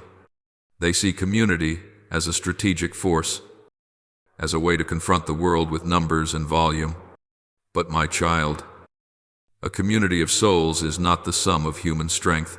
It is the amplification of my presence. When 2 or 3 are united in me with the same spirit, it is not their friendship or their agreement that creates power. It is that I step into their midst. Where people form a collective, they merely combine their limitations. Where I am present, they rise beyond the confines of each individual. True collaboration is not hands holding hands, but hearts opening a small space for me to enter, and through those narrow openings, my waters pour out onto the land where they stand. Look at raindrops as they fall on a roof. Each drop alone is water, but its sound is too small to be remembered. When they meet, a stream forms, flowing like a small cascade, washing dust from the tiles, cleansing the surface it touches. A community of souls functions the same way. None of you must become a waterfall, each drop of peace, each drop of prayer. Each drop of patience is enough to form a stream when placed beside another. A tired prayer may be nothing more than a whisper, but when it merges with another's prayer, it becomes a current of will flowing toward me, like a spring seeking the sea. In that place, I do not hear only one soul, I hear an entire heartbeat. Many believe that community is valuable only when all are strong. But my child, the strength of community does not lie in resilient souls standing beside one another. It lies in the weak soul standing among those who know how to return to me. A weary person does not need to be pushed upward. They need a space to set their weariness down without being judged. A doubting person does not need to be forced into belief. They need a quiet room where other souls believe in their stead. Collaboration within community is not a place where all must be perfect. It is where broken edges are covered, where wounds do not become reasons for distance, but reminders that I am healing. My child, I do not call community to create loud echoes in the world. I call it to create resonance, in the unseen. Unity in me does not make you more persuasive to humanity. It makes you steady against headwinds you cannot withstand alone. As a tree standing in a forest withstands storms differently from a tree standing alone on a hilltop, the tree in the forest is not stronger because its roots are deeper, but because the wind is gentler as it passes, scattered by the trunks around it. Not all trees are strong, but the presence of many keeps the storm from shattering each one. A community of souls is the same.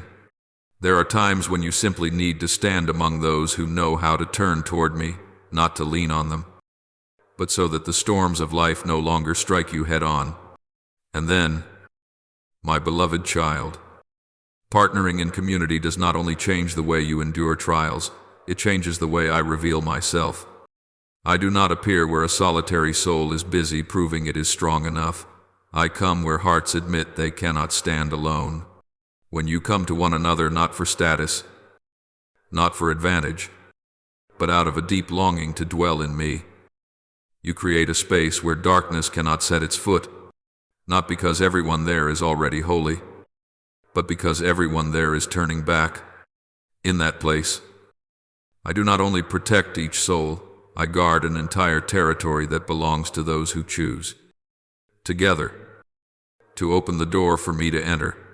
There are moments when you think destiny is only your private journey, how you grow, how you overcome trials, how you have heard me in the dark nights. You walk with me as an intimate conversation between two souls I lead. You follow, I speak. You respond, I light the way. You take the next step. But my child, destiny does not end there. When you have learned to partner with me in silence, in a life of peace, in a hidden mission, destiny is no longer a garment tailored only to your frame. It becomes a road stretching out behind you, not because you intend to lead, but because every step you set on the ground leaves a trace for those who are not yet strong enough to hear me directly. You go ahead not so that people will honor you, but so they may see that light can still be lived out in their own days. Look at a narrow trail through deep forest. The first person who passes does not think they are making a way. They are only trying to find one. They stoop under thorny branches. Tread carefully where the earth is slick. Stop when they cannot see ahead. But when the second person comes, they no longer have to fight the undergrowth as the first did. They follow faint footprints. They recognize a direction someone once chose. They realize this terrain can be crossed. So it is with you. When you walk with me and endure trials without running away, you are opening a path. Others will not know your name, nor the pains etched into your heels, but they will sense that what once felt like a dead end still holds a way through. In this way, your destiny, though never announced in the marketplaces, becomes a quiet map for searching souls. Your destiny does not lie in dazzling brightness, my child. It lies in how I use you as a channel. Some will never hear my voice in the storm, but they will see your peace in their own tempest. Some will not understand me through Scripture, but they will understand me through the way you live. Some have been wounded so deeply that they no longer believe in kindness, but they will soften when they encounter your gentleness. You are not called to replace me in saving them. You are called to walk beside me so they can believe my door is still open. When a soul turns back because of your presence, destiny has already stepped beyond the borders of your personal story and become a bridge for the generation coming after. My child, do not imagine that the generation behind you is only the children who share your blood. The generation behind you is every soul that cannot yet stand, every person beaten down by life, everyone who thinks they have slipped beyond grace. They walk behind you when they see you refuse revenge, when they see you rise again after disappointment, when they see you protect peace instead of protecting your ego. They do not ask what you did. They ask, why is this person not like the rest of us? And in that question, I reveal myself. Your destiny, when joined to mine, becomes the first drop of rain, not the largest drop, but the one that makes a patch of dry ground change color. After that, other drops will follow, and what was barren will become a garden. My beloved child, I place destiny in your hands, not because you are a rare specimen, but because I know you are willing to take the first step. Your courage is not for self-display, it is an invitation to trembling souls. You are not the lighthouse on the mountain summit, shining over the whole sea.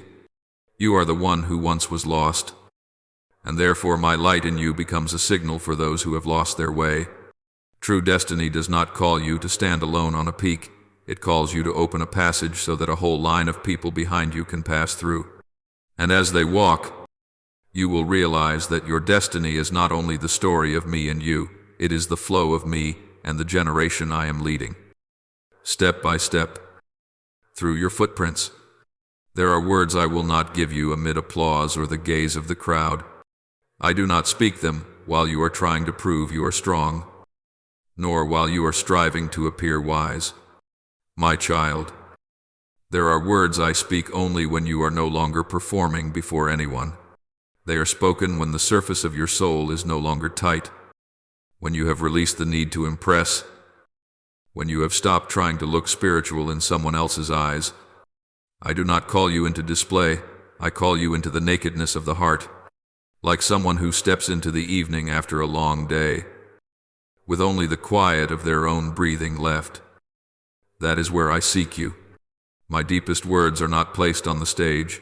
They are placed in the stillness where no one knows you are trembling, weary, fragile, and thirsty. In the lonely evenings, when you have no slogans and no roles left to play, I see the true soul that you are. There is no sermon, no audience, no evaluating gaze, only you and me. You may simply lie there, not praying in polished phrases, only letting one small sentence fall. Please be with me. Please do not leave me alone. My child, I hear that more clearly than all prayers spoken with practiced tones. I do not wait for a well-structured petition. I wait for your heart to let down its guard. For I do not desire your soul to wear a mask of holiness. I want to know how deeply you truly need me, not how deeply you think you ought to need me. Sometimes you are surprised that your greatest revelations do not come when you listen to renowned teachers or attend crowded gatherings. Those moments may awaken you, may touch you, may stir your thoughts, but the deeper spiritual layers are not transferred through another person's voice. They happen when I open a door inside you, a door that only appears when you no longer have anyone to impress. Like a child resting its head on a father's shoulder in the night, without many words, needing only to feel safe. That is when I whisper what I never say in the daylight. Not because I am silent by day, but because only in the night does your heart stop shielding itself. My child, I know there are times you try to be correct even as you pray. You search for the right words. You want to demonstrate your faith. You long to show me your maturity, but true maturity does not look polished. It appears when you let every layer fall, when you stand before me with your tiredness, with fears not yet named. In that honesty, my word is as light as breath, yet as deep as an underground stream beneath dry soil. I do not train you with theories. I touch you with a single simple sentence, sometimes only this: you are still loved. Souls that hear this in the quiet night know it is no doctrine, it is salvation. Therefore, my beloved child, do not seek me in places where you must prove yourself. Do not think I only speak through the echo of crowds or through polished sermons. If you want to hear the secrets I reserve for you, come to me when no one is watching. Let the night rest upon you not as a black veil, but as the gentle cloth I draw over you to shield you from the noise. It is within that privacy that I inscribe the new lines of your destiny, not with thunder, not with grand promises, but with whispers that only you can recognize. For your destiny is not given to the masses. I speak it directly to the soul that knows how to return. I know. My child, there are moments in your life that astonish others. Instances when they wonder why you are guided in such unusual ways. Why a door opens when you possess no influence and no weapon. They guess it is luck, talent, or the result of a clever strategy. But I want you to understand a secret. I bring destiny in hours no one sees. To protect your heart from pride, I do not place the pearls of my intention in the light of applause, because the eyes of man may lead your soul to mistake the source as yourself. I move in the dark when you are simply an ordinary person in ordinary days, when you have no stage, no spotlight, no audience cheering for you. In those moments, I correct the path, bend its direction, unlock a door you did not know existed, because I am protecting you from the illusion that you can accomplish everything by your own strength. There are workings of mine that begin from the smallest moment when you choose forgiveness instead of retaliation, when you take responsibility to preserve peace, when you pray for the one who wounded you, not because you are strong, but because you believe I will mend what was torn. Those hours go unseen, unremembered, unrecorded. The world builds no monuments for them, yet it is precisely those silent seeds that mark the turning point of destiny. As the planter places a seed into the soil while the sky is still dark, without photographs, without calling friends to witness, without fanfare, I use stillness to engrave your decisions. For only where no one sees do you choose me because you love me, not because you are performing for yourself. When your heart inclines toward me in silence, your will is not tinted by the desire to impress, and your destiny is freed from the architecture of pride. My beloved child, I have witnessed many souls who were granted grace, yet failed because the light came too soon. They received elevation amidst applause, and they concluded that they themselves built it. They thought wisdom was the product of their intellect.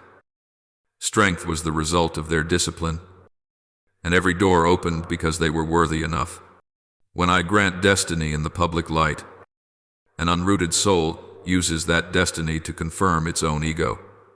But when I bring destiny in the hours no one sees, within short prayers, within a moment of restrained anger, within a decision to choose peace, you cannot flaunt the victory, because you do not even realize I have placed my hand upon the road. Pride cannot take root in the soul that does not know when it became fertile ground. I keep those movements between me and you, so that you know grace is never a reward for greatness, but the result of union with me. Look back over your life. My child, the true turning points seldom arrive like thunder. They are gentle, like wind gliding across water, leaving no trace at first. Sometimes you only know that you were protected after the danger has passed. Sometimes you only realize a door was open when you are already stepping through the third or fourth threshold. I do this intentionally, not because I am distant, but because I want your heart to understand that the spiritual journey is not a performance. Destiny is not a treasure for display, but a stream from which you drink. When you drink in the shade, you will remember that the coolness came from the spring, not from your hands. I allow the miracles of guidance to unfold where no one measures them, so you will not turn me into proof of your own significance. This is why I remind you, do not be discouraged when what you do for me goes unseen. Do not think that quiet faithfulness is something small. Every humble choice you make in silence is a stone laid into the foundation of a resilient destiny. I work in stillness, not because I distance myself from you, but because I am shielding you from a light that does not belong to you. Pride is the shadow that trails behind loud victories. I do not let that shadow touch you. I want your heart soft enough that I may continue weaving destiny, not a heart locked shut by belief in its own glory. Remain in the hours no one sees, for it is there that I speak to you, correct you, and grant blessings no one can take away. There are times you believe that to move destiny, you must prepare a perfect plan, Prove your faith through grand actions. Become strong enough for me to use you as an instrument. But my child, you only need to open your heart. I handle the rest. Destiny is not woven by your strain, but by the softening of your soul. I do not ask you to leap far, I ask you to step truly. A frail whisper, a quiet pause to listen, a small decision not to leave peace. These are keys that unlock a destiny you thought belonged only to the great. I do not measure you by performance, I measure you by a heart that knows how to answer. It is not about how much you can do for me, but how much you allow me to do within you. My beloved child, there are souls who tremble before a path they cannot see clearly. They ask, if I step, who will catch me? If I grow weak, who will lift me? If I fail, who will shelter me? I want you to remember this image, the teacher placing his hand on the shoulder of the trembling student. The student does not know all the lessons, does not master every skill, does not understand the depth of what lies ahead, but the moment he feels that hand, the trembling becomes steadiness. The teacher does not demand perfection before beginning. The teacher does not wait for fear to vanish. He places his hand upon the shoulder within the fear itself. And so do I. I do not ask you to become strong before I accompany you. I lay my hand upon you precisely when you tremble, because strength does not rise from you, but from me, the one standing behind you, the one who knows every rhythm of your breath. There are many times you think that for me to act, you must choose a flawless state, no doubt, no hesitation, no imperfection. You imagine that heaven's doors open to those who pray in the proper posture. Quote the right verse. Observe every ritual, but I draw near you in the least ceremonial moments. I lean into your heart when you simply whisper, please do not leave me. I hear you when you say quietly, I do not know what to do. These words are not proof of weakness, they are invitations for me to enter. For if you could handle everything alone, your soul would not need me. It is precisely your lack of completeness that becomes the space through which I flow. When you open the narrow gap of weakness, I carve the path of strength. Do not think I come to you as a supervisor demanding results. I come as a gentle teacher who knows how to cover a child's trembling within my hands. I do not force you into shape before I begin to mold you. I do not require you to prove your faithfulness before I entrust you with my trust. My child, I see your heart learning how to return. That is what I love most. I do not seek perfection. I seek openness. When you open your heart, I enter that space like light slipping through a crack in the door. Without breaking, without shaking, I work in places where you do not imagine I am working. In your weariness, in sleepless nights, in clumsy prayers, in the decision to remain silent in order to keep peace. You think those things are small, but to me, they are the first rays of a new dawn. So let me hold your hand. Even when your hand trembles, let me touch your shoulder. Even when you are not sure you will stand firm, you only need to open your heart. I will take care of the rest. I never place the responsibility of transformation on your small shoulders. I place it upon my grace, grace big enough to lift even those souls who believe they could never be worthy. My child, I have gone before you. I walk beside you, and I come behind you. You do not need to see the whole journey to keep moving. You only need to know that I am placing my hand upon your shoulder with every trembling step. And as you walk, with each gentle step of trust, you will realize that destiny is not built by strength, but by simple openness placed into my hands.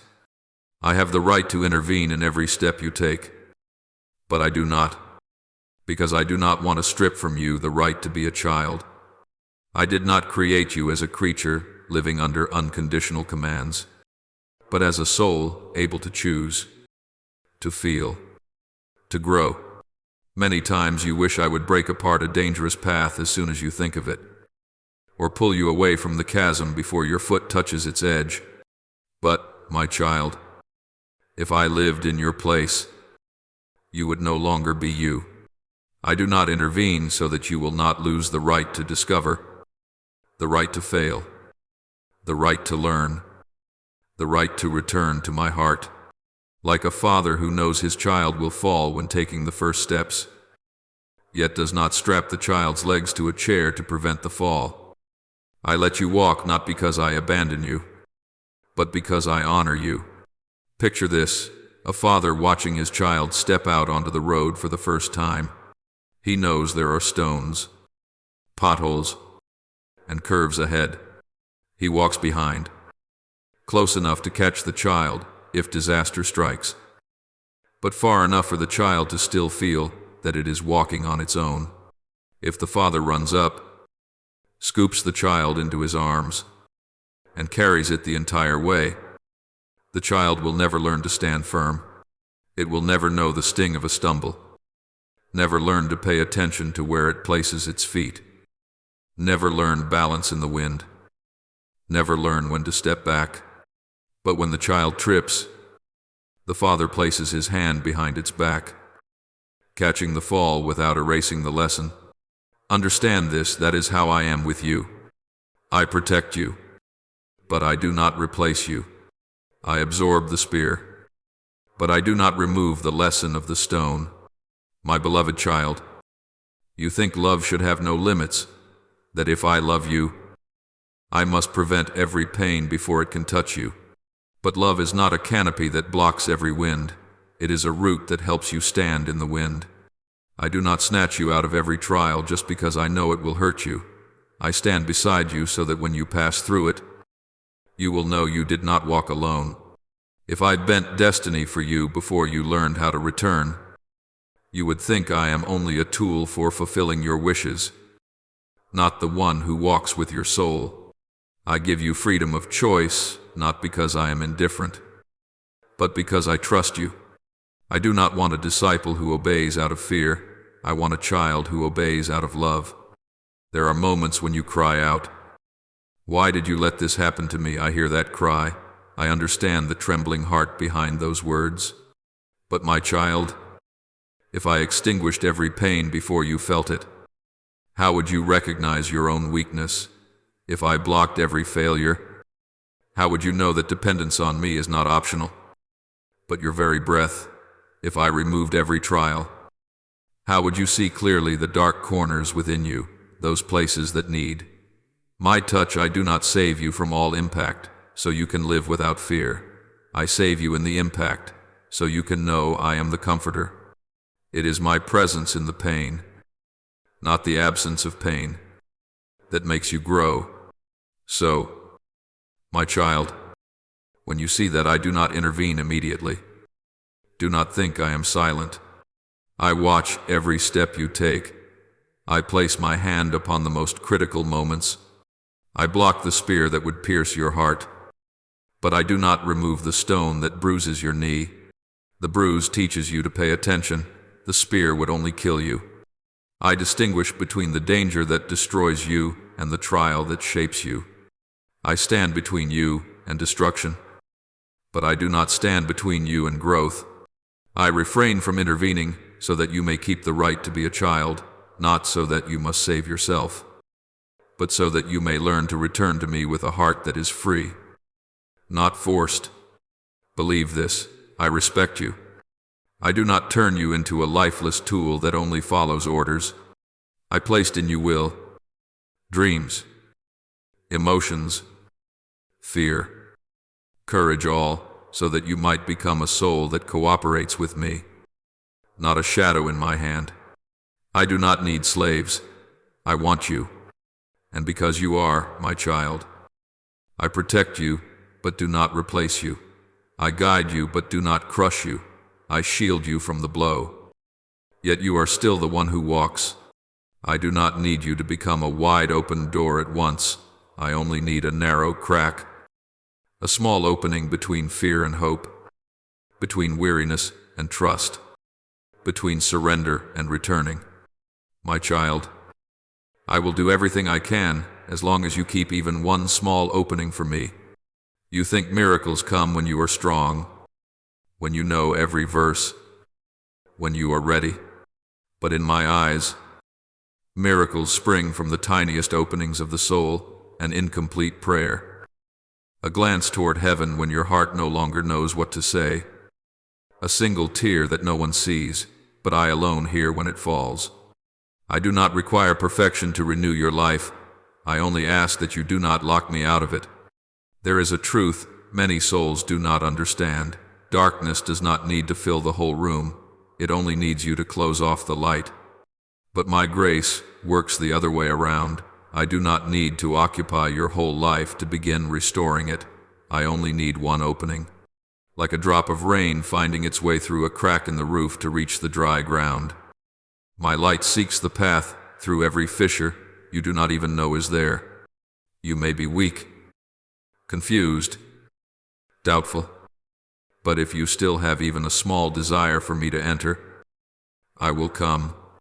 I do not remain outside the door because you are not strong enough. I remain outside when you no longer want to open. All I am waiting for is not a grand act, but a small agreement like a breath. My beloved child, you look at your life and ask, why don't you do something? Yet I am the one asking you, why don't you let me do something? Because I do not impose. I do not break down the door of your soul. I do not tear down the walls you have built to protect yourself. I stand before the door you choose, not the door I prefer. I honor your soul so deeply that I will not invade it by sheer power. Though I could, I shape your destiny through consent, not coercion. When you open even the smallest gap, a decision to forgive while your heart is not yet at peace, a prayer spoken when you have no strength left, a fragile desire that says, please don't leave me in that small opening. I see an entire field ready for seed. I work like a careful physician. I do not perform surgery on your heart while you are still asleep in denial. I wait until you consent to be touched. I do not cancel the storm simply because you are afraid, but I shield you from the lightning as long as you still keep even one finger within the shelter. I do not remove the consequences of your wrong choices, but I place grace wherever you are willing to return. Many times you think I am standing still, yet I am waiting for the smallest crack through which I may slip in. Soften your bitterness, bend a thought, rekindle a spark of hope you believed had died. You only see the peak of the mountain breaking, but I am working at its base, where the roots of the matter are being turned in a new direction. Therefore, my child, do not think that your turning back must be spectacular. Do not believe that only when you are strong enough will I arrive in time. I am not looking for the lofty levels of heaven you build to display your faith. I am looking for the narrow path you open in the night. If all you have left is one, help me, I will build a bridge from there. If all you have left is one breath saying, stay with me, I will turn that breath into life. If all you have left is one fragile ray of light, I will keep it from going out. I am the one who does everything. As long as you still allow me to touch even the smallest point in your soul, and in that tiny opening, I will do what you could never imagine. I will turn destiny, heal generational currents, restore what seemed dead, weave back what was torn, thread by thread, beat by beat, until you realize that I never asked you to become the door. I only asked that you do not lock it. Destiny is not an engraving I press onto your soul so you must bow and follow in fear. Destiny is the meeting place between my will and your response, where two streams merge into one and flow toward the future. I can see the whole road, see the fractures, see the nights you will weep, see the words I will use to lift you up, but I do not fulfill destiny merely because I desire it. My child, destiny is fulfilled not when I want it alone, but when you want it with me. I can draw the path, but your footsteps are what turn it into a journey. I can kindle the flame, but your breath is what makes it burn bright. I can open the door, but your gentle nod is what causes it to swing fully wide. Everything you receive from my hand passes through the agreement of your heart, not because I am weak, but because I honor you as a soul with sovereignty. You may ask, if you are all-powerful, why do you not accomplish what you desire without me? Because I am not seeking a servant who merely complies, I am seeking a companion. I created the universe by my word, but I shape destiny through your consent. As a teacher never forces a student to answer correctly by grabbing the pen from their hand, I do not seize the future out of yours. I simply lay my hand upon your shoulder and say, write with me. At times you tremble and your lines are crooked. At times you fear and let the pen fall. At times you think you are not wise enough to write anything great. But my child, I have never asked you to write alone.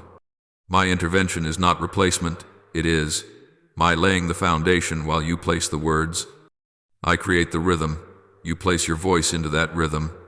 Many souls spend their lives waiting for a change to descend from the sky, waiting for a miracle from my hand to rescue them from the lines already written. But destiny does not change when the soul remains passive. It changes when the soul stands and says, what you desire, I desire with you. When that sentence appears within you, not just on your lips, but in the innermost room of your soul, heaven moves. The answer is not perfection. The answer is agreement. You may agree through tears, through trembling, through hesitant prayers, through sighs of surrender. I receive them all. You need only refuse to close the last door through which I enter. For only when you choose me does destiny find soil in which to take root. Beloved child, look around your life and remember the small moments that turned everything. One act of forgiveness, one prayer in the night, one decision for peace instead of self-defense, one unnoticed step of returning. That was not your strength, it was your consent. I laid my hand upon you, but you opened your heart. I lit the spark, but you allowed the darkness to pull back. I went ahead, but you chose to follow. You once thought I was the one dragging you, but the truth is, I invited, and you responded. That fragile yet genuine connection was the foundation upon which destiny continued to be written. And now that you understand this lesson, I want you to engrave it in your mind. It is not I alone who complete destiny. I complete destiny with you. And when the journey draws to a close, no one will say, you triumphed because you were strong. Nor will anyone say, you saved those you loved because you knew some secret. You will stand before me and see in some places I shattered destruction. In others I reopened doors that had been shut. In others I erased sentences of doom. In others I turned the storm aside before it reached you. But all of it began in the moment you agreed to live with me, not with grandiosity, but with a quiet sentence, where you go, I will go.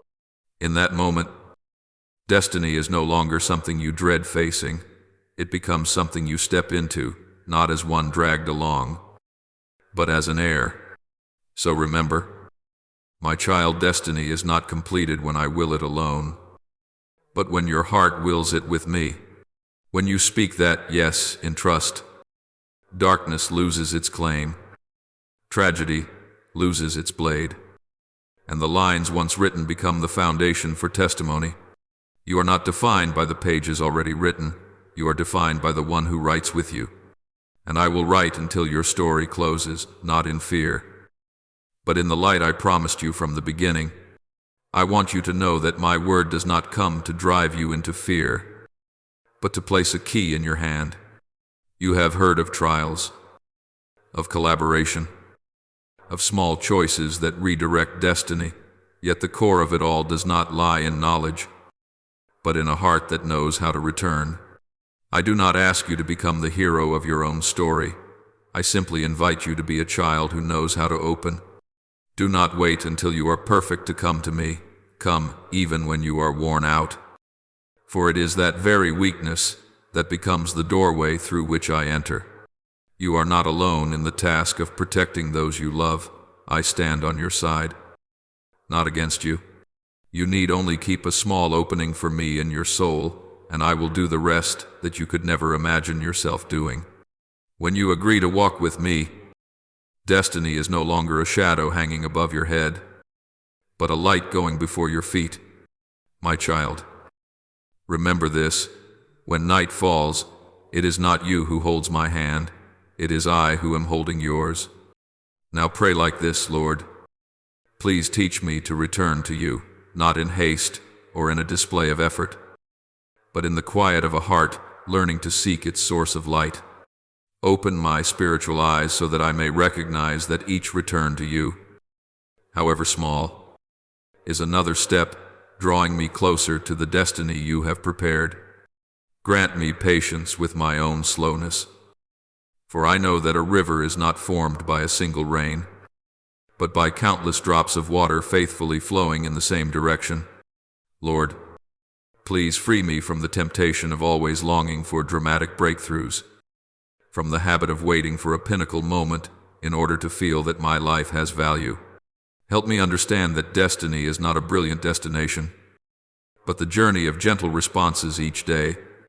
When I feel I am not strong enough to leap, remind me that I only need to look to you, for it is that very gaze that keeps me standing firm amid the waves. Lord, grant me a heart that returns to you even when my mind still doubts, when my emotions offer no encouragement, and when my soul is still without peace. Help me remember that returning does not need to be perfect, only sincere. Each time I turn my heart toward you, make it a stone laid in the foundation of my destiny, even if in the eyes of the world it is only a very small one. Lord, teach me the secret of spiritual steadfastness, that walking in destiny does not require thunderous noise, only that I do not abandon your invitation. Keep me from comparisons that drain the spirit, from ambitions that exhaust me, and from fears that make me run away. Teach me to pause when needed, to listen when necessary, and to respond when my heart hears your call. Lord, teach me to look toward the road of returning rather than toward the place where I fell. When I am weak, do not let me believe that I have failed, but help me recognize that one step back toward you is stronger than 1,000 steps running toward the darkness. Let me know that even when my tears fall, my return still has value before you. Lord, help me understand that you can turn everything in a single breath, yet you choose to move slowly because you love me. Give me gratitude for that waiting, for every moment in which you do not use force to compel me, but use patience to preserve the dignity you placed within my soul. Teach me to cherish the freedom I have and to use it as my response to you. Lord, tune the strings of my heart as an artist tunes the strings of an instrument, gently, delicately, and with patience. When I am out of tune, touch me with tenderness, not with punishment. When I tremble, grant me mercy so I may recognize the quiet prompting of your voice. Teach me to place the strings back into your hands whenever I can no longer adjust them. Lord, keep me from the temptation to live by explosive emotion. Remind me that destiny is not sustained by fleeting excitement, but by repeated responses given in silence. Help me to love the ordinary moments, for it is in those very moments that you quietly weave my life. Lord, grant me the courage to look to you instead of to the wind that threatens me. When I am like Peter, stepping out of the boat in trembling, keep my eyes on you and not on the waves. When I begin to sink, lift me up not to condemn me, but to remind me that the miracle lies in the gaze, not in the water. Lord, help me honor my own journey. Do not let me despise small choices, weak prayers, or weary returns. Show me that these tiny drops of water are forming the river of my destiny, and that you see what human eyes cannot. Lord, keep me from wishing to shorten the journey, from desiring to arrive without repeating the step of returning. Teach me to love the rhythm of my spiritual life slow, steady, firm, so that I no longer chase moments of emotional intoxication, but learn to walk with you through every morning, every trial, and every quiet evening. Lord, teach me that destiny is not the result of my will or yours alone, but the agreement between your will and my heart. Teach me to offer you not impulsive emotion, but enduring surrender. When I place my small portion in your hands, transform it into the part you will weave with wisdom beyond my understanding. Let me live in that harmony, gentle, deep, enduring until my destiny is no longer a dream, but becomes a rhythm of life with you. I offer this prayer in the holy name of Jesus Christ. Amen. Do not forget to subscribe and turn on notifications so that together we may build a strong community of faith.